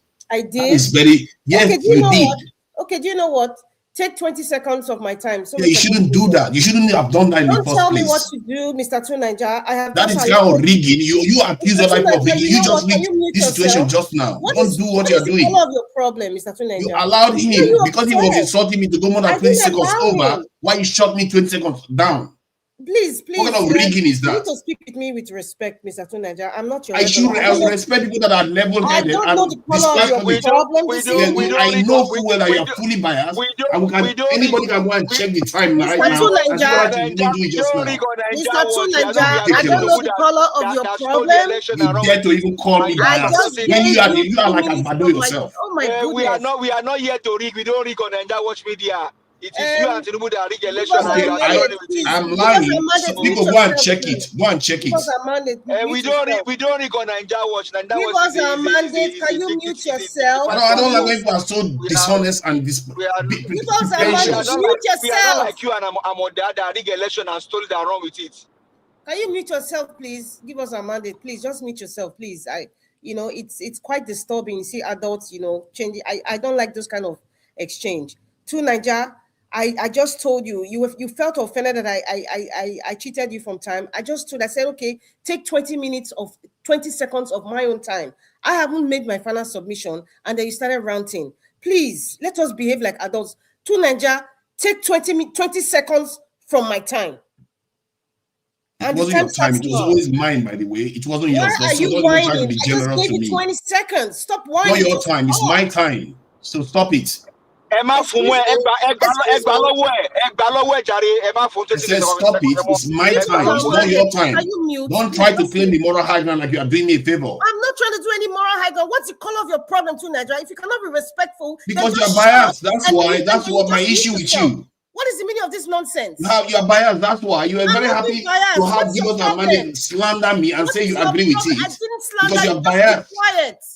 What is all this nonsense? Please behave like an adult. I don't like people being dishonest. We're just here talking about Harrison being dishonest, and we still here, right here. Come on, let's not pretend that you didn't do it. Just apologize and move on. I just gave you 20 seconds of my own time, and I'm not being pretentious, and don't even go there with me this evening. If you say it's your time, then that's where you're wrong. Say you made a mistake and give me back my time. I did not make any mistake, Mr. Naija. In fact, okay, can somebody go and check it, please? Naija Watch, check it and see what I'm lying. Please, I would like to let me make my 2 minutes final submission. You gave him mute yourself. You gave him 20 seconds more and gave me 20 seconds less. Naija, mute yourself, please. I don't know the color of your problem, but I'm not your problem, please. Thank you. Regarding what the man from Babylon is doing, going all the way to help our neighbors, it's very, very noble. But however, we all know that there's some sort of influence from France. Our president, well, not my president, the man from Babylon who is in Nassau Rock, we all know that he spends his holiday, his medical trip, and even some short visits to France. So there's some sort of French influence there. I have no valid proof that the French didn't cajole the man from Babylon. Oh, please go and help my people. One of the people that I'm kind of like controlling their country. Go and help me. That's exactly what we saw. Let us see. When people are saying, why don't you go through the due process? You should have gone through the Senate, blah, blah, blah. Do we have a Senate? We don't have a Senate now. We don't. Hey, the president say, I want this. What's his name? Mr. Akpabio can't do nothing. He can't do nothing. The president will find a way using Olani Peko. Is that not his auditor general? What they call them? And whatever it is he has is called.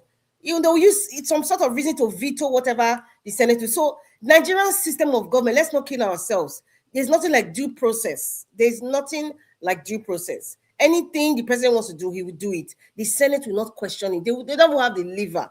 You understand? So if Nigeria feels that they want to still be the big brother, or the man from Babylon wants to feel like the president of the African Union, good luck to them. I really, personally, I'm not really interested in whatever the decisions that they make, because at the end of the day, I am focusing on the insecurity in Nigeria. That's just me. That is just what I am interested in. So all these rigmarole is just, to me, it's just noise. All these questions, nobody's going to reply you, Rufai. Nobody's going to respond to you, Odiope. And another thing I noticed, Mr. Elvis, please, if you are there, please, you can come in and interrupt me, because I think my 2 minutes is past. Yes, I'm here, but finish that statement. I'm here. Yes, there's one thing that I noticed, like, in Africa, I don't know if a lot of you have read African history and a lot of countries and the colonies. We all know that the African leaders we have today, with the exception of, I would say, the one from Mali, Niger, I can't even, maybe, what's the name of this called? Mauritius, maybe they're kind of independent, but 90%, if I let me use 80% of African leaders today, whether from north, south, east, or west, they are all so greedy and they all have foreign influence. Why would someone like Museveni, who has been ruling Uganda, who betrayed Gaddafi, has been a president for 36 years or more? Well, it's not 36, 1986. Since 1986 is present. Paul Biya, he has been, in fact, that's the oldest one, 43 years. Nguesso, 38 years. And you think, and you go to Central African Republic, in fact, the list is endless. It shows you that there's foreign influence. Coups are coming because new generations are coming. The internet has shown that you have power. The internet has shown Sri Lanka. The internet has shown other countries that the youth have taken over. They are sick and tired. They know they are lacking, and so that's why this coup is not going to end.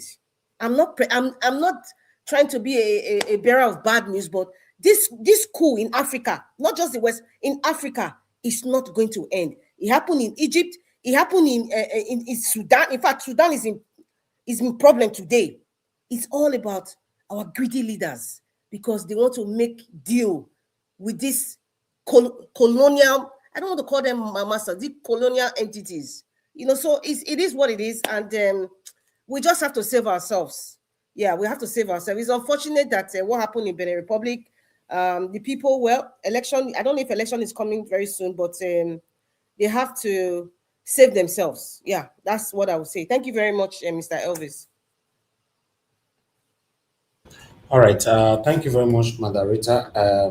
The reason why this coup continue to happen in Africa, because as you stated that the leaders are greedy, and the African people are finding every means to rescue themselves out of this bondage, or rather this captivity. So that's why it will continue to happen. So yeah, but for me, that's not really my concern though. If it happens, it means that they are looking for a better country. That's all. But nevertheless, what do I know?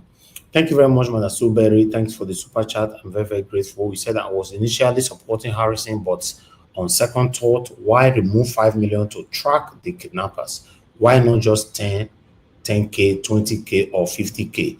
Just asking because chiefs are very tiny and Pararan sealed it. Okay. Thank you very much, Mother Suberry. I like people who come out to accept their stand, because there's nothing wrong if you were supporting Harrison from the beginning, like you just stated, but later on you might get to understand that you were supporting probably the wrong thing. But some people, they are still very, very adamant. They are shy. They are egoistic. Manner is not allowing them to accept that, oh, I thought it was like this or like that. But nevertheless, everybody entitled to support whoever they want to support. After all, devil get followers. So it's a normal thing. For me, I'm not against, Harrison in any way. That's why I have to go extensively back to let you know that how long I have known this man.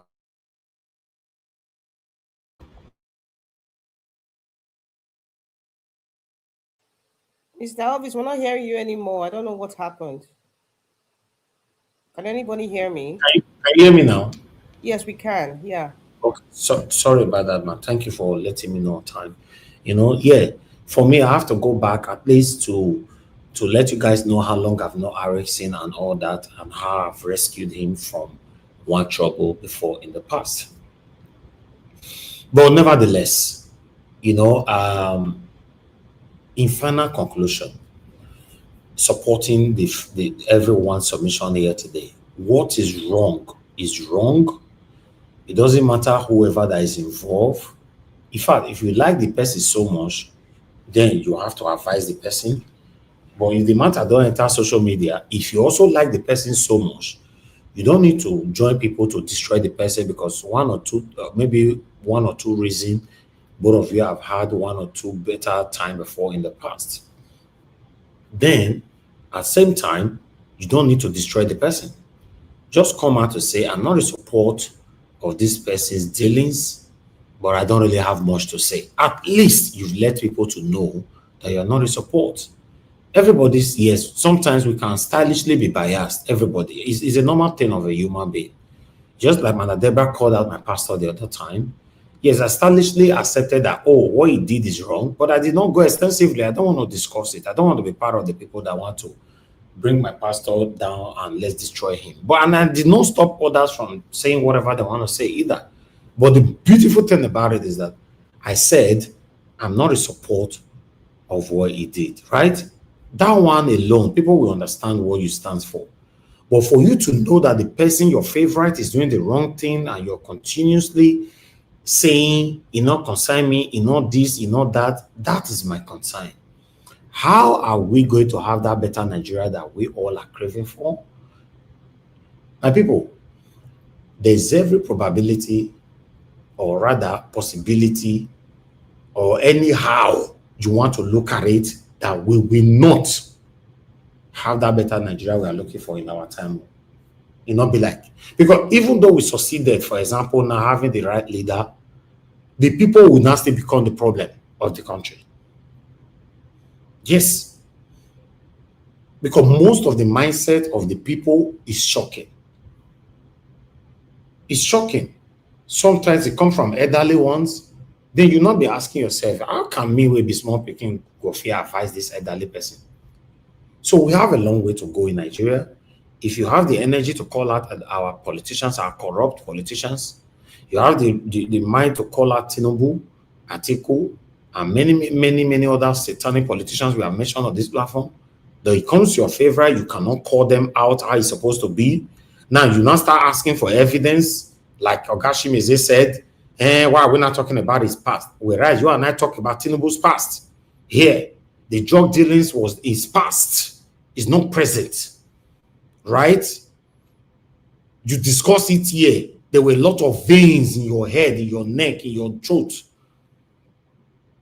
Apart from Shimeze even tried. Shimeze is even better than some people who came to this platform. That is, Shimeze is even better than some people who refused to come to the platform at all. What about some people who refuse to come to the platform to talk about this guy? Since we'll be talking about this guy, I don't know whether some of them notice whether they notice. Say some people did not join this platform, they did not call into the show. Is it because they have one or two affiliation with them? Yes, sir. At least somebody was even bold to call in last week now, after they have talked about the fiber optic cable, right? So we are there now. They should come and defend all of their evil now. As Obaseki is traveling from one place to the other, they should come here and also come and defend it. You know, they should come. It's crazy, my brother. Because at the end of the day, when it comes to your person, your favorite, the person you like, love, or whatever, some of now you vanish. You will see how I tackled Mr. Odua on this platform. But I'll respect him and Mr. Shimiz at least they came in. What about those that will say, so I'm my person, I know you're the coming to talk this period, this matter finish, and not go join the panel. Now those people not supposed to fear. Those people now not supposed to fear. Those people that selectively come out who they want to talk about.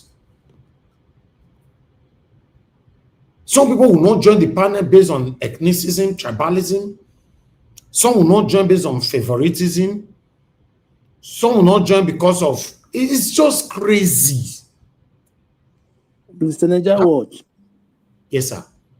But you don't know if that particular period they have something, they are busy, you understand? No, it's not possible, sir. It's not possible. Any breaking news in Nigeria, no matter how busy everybody be, they will still talk on it, even though you don't come every day. That's not possible. I'm talking about crowd. I'm not talking about one person here.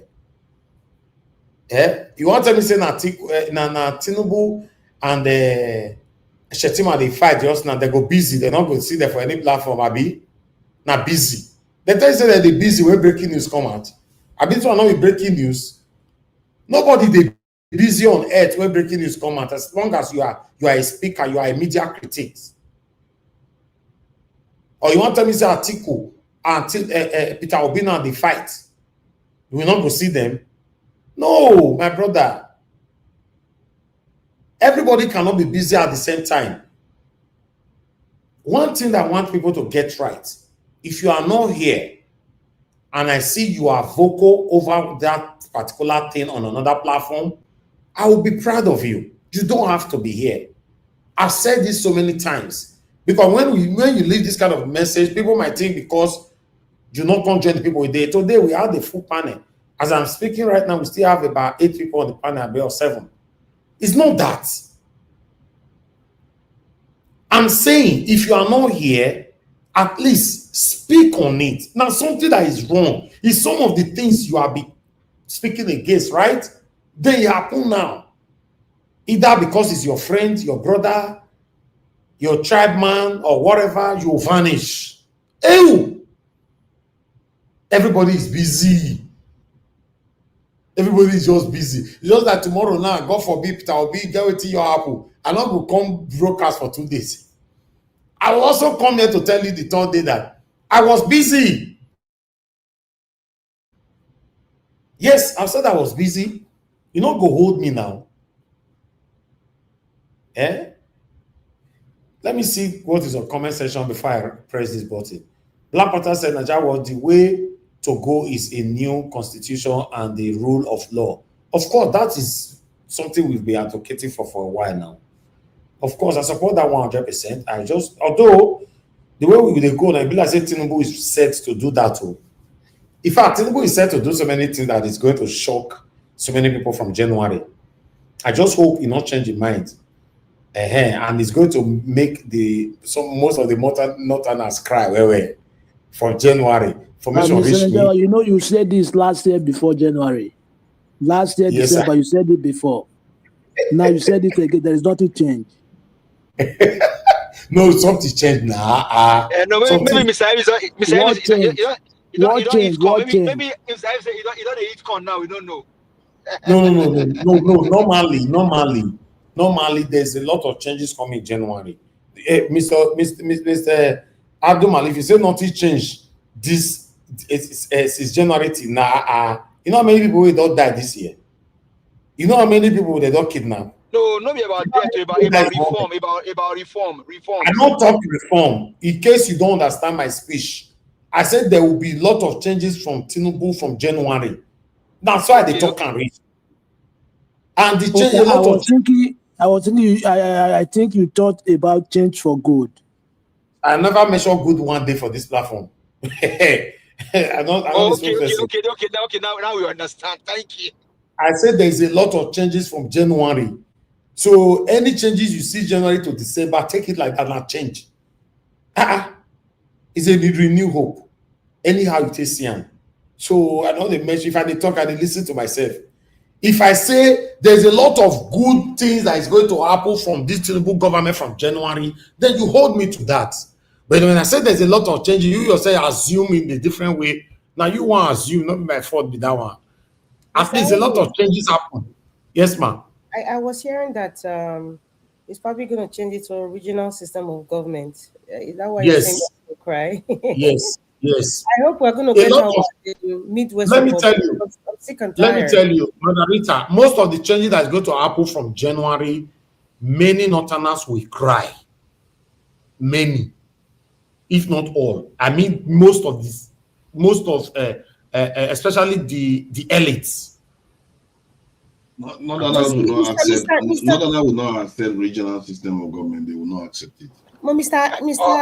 Elvis, at the end of the day, what else he wants to make it regional? What is the essence? What is the basis of it? Listen, the regional government will not be the one of the 70s. We're in 2025 or 2020, going to 2026 now. How would the arrangement of resources be like? How would the arrangement of the government be like? Whose pocket is it going to? Because it's still the same set of corrupt politicians are still going to be driving this so-called regional government. So where is the change? So Let that might me be talk. Don't forget about Lagos. Don't forget about Lagos. That might just be a political move that is not even beneficial to the people. How would that change the quality of life of Nigerians? It's not just making a system. Okay. Now Is make it me gonna talk be and say a workable? lot of changes will happen from Is January, it Madam workable? Rita. No worry, wait for It's the not just change about first. spiting the North. That's my point. It's not about trying to spite the North or anything. Is it workable? Thank you. Who are the people controlling it? Is it not the same boys? Are we going to have a Senate Yes. anymore? You know, all those things have to At come into least- play. Is it going to be At least central? at least, Madam Rita, it will be part of the changes that we're talking about. Abu Azi, you said you don't drag Mr. Naja was tired about this statement. You said Tinubu will surprise us from January and nothing happens. Oh, so you know, Abu Azi, now you talk this. So you don't get any surprise in January till now. We're in December. Tinubu never surprised you from January till now. I don't know where you did. Okay, in America, you really did. Miss Elvis. Yes, sir. Miss Elvis. So now, another question, me say, you know, say when Musa go present himself, say as a minister of defense, right? Akpabio was quickly to say that he will not take a bow and go. Now that Tinubu went to strike Benin, why didn't Akpabio make a statement? Okay, I don't know. I want to ask Mr. Abu Aziz a question. Mr. Abu Aziz said, I talk about surprises from Tinubu and nothing changed. Let's start with what do you call the River State governor? What do you name? Fubara. Fubara, okay. Fubara. Was that not a surprise? Was that not a surprise? That is expected. Maybe that's what he means. It is expected of Tinubu.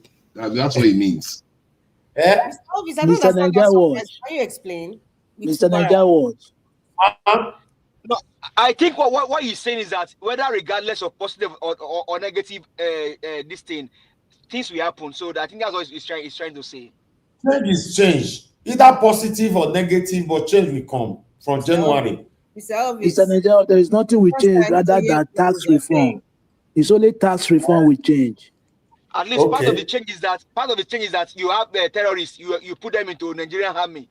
You have terrorists. You sit down and bargain with them. So you have proof that it needs a terrorist. Stop doing that. I don't know why this guy just perpetrates. Just stop doing that. That they are putting terrorists in the Nigerian military. Don't do that. People are dying out there. You're here spewing out rubbish and lies.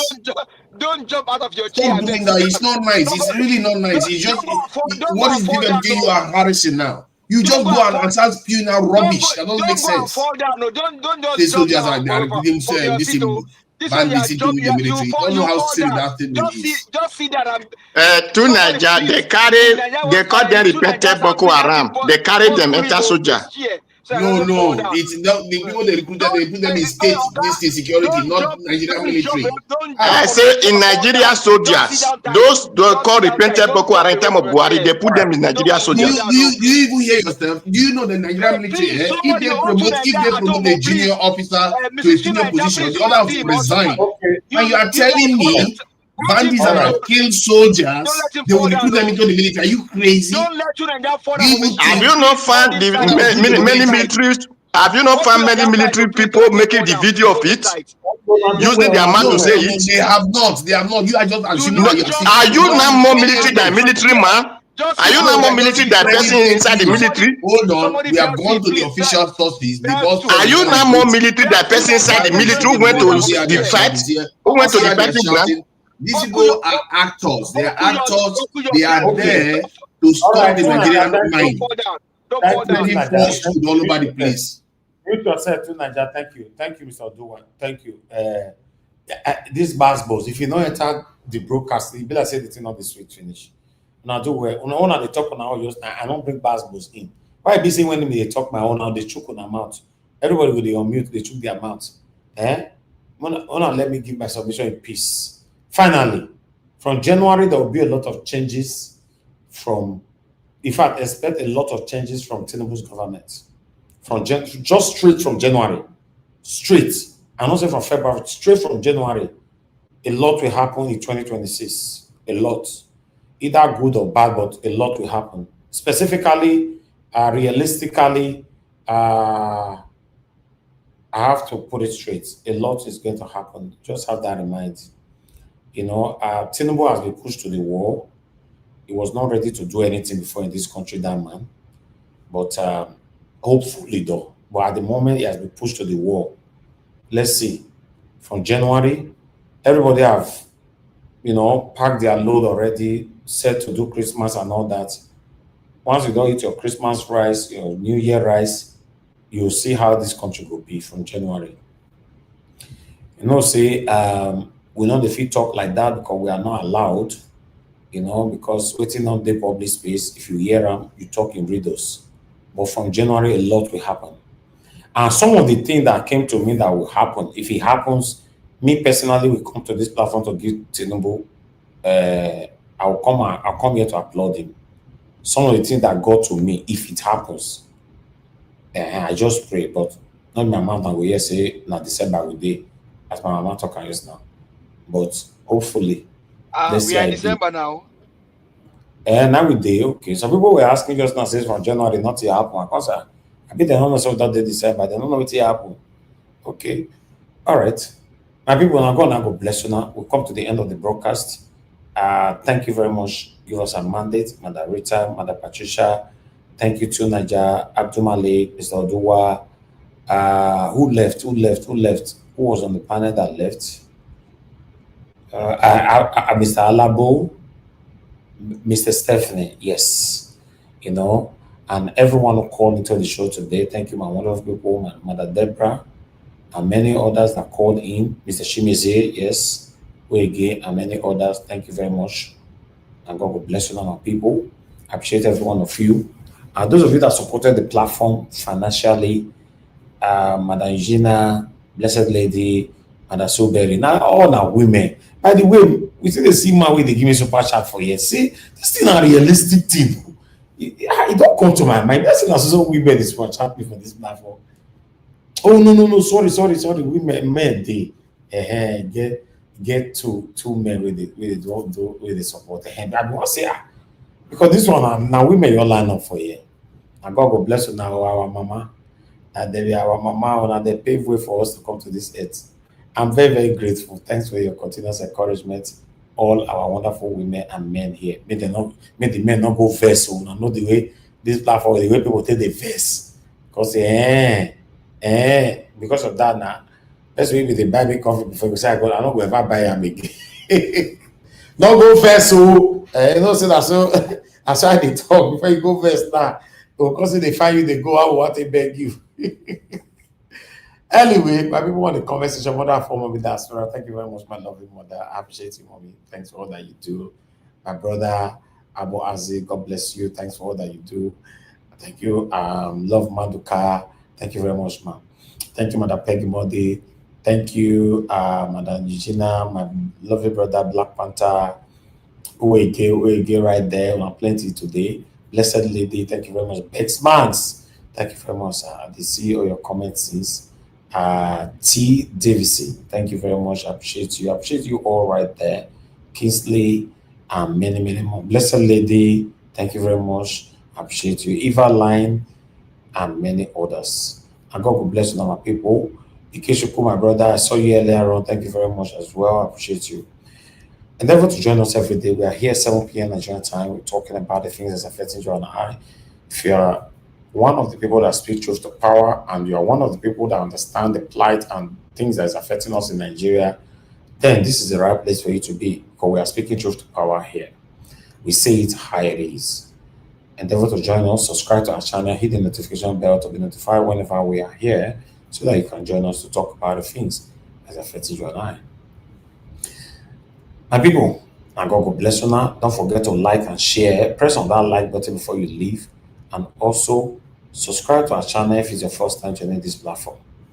Because some of you are listening, but you have never subscribed.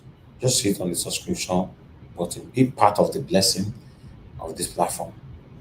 And God will bless you now, my people. We've come to the end of the broadcast. I'll see you guys tomorrow. Good night, everyone, and bye for now.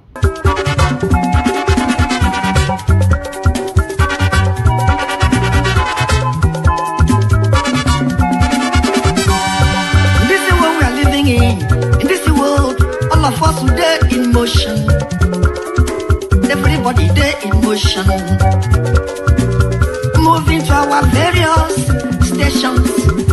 As we there in motion, make we do good to ourselves, yo. Make we do good to our neighbor. Before we reach our station, every walk gets paid. Every walk gets paid. Whether not good work, nobody walk good. Every walk gets paid. Whether not good work, nobody walk good. I make a dey fear my God. Whether not good work, nobody walk good. I make a dey fear my Maker. Whether not good work, nobody walk good. Whoever will come and go on song, organize.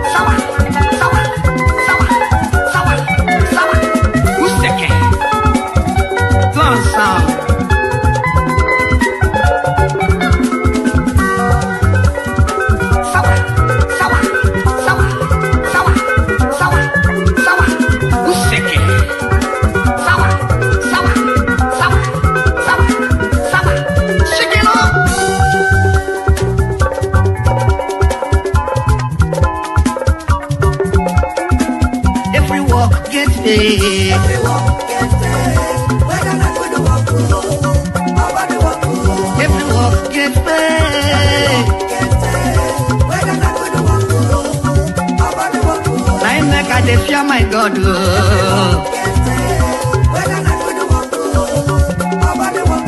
I make a fear my Maker.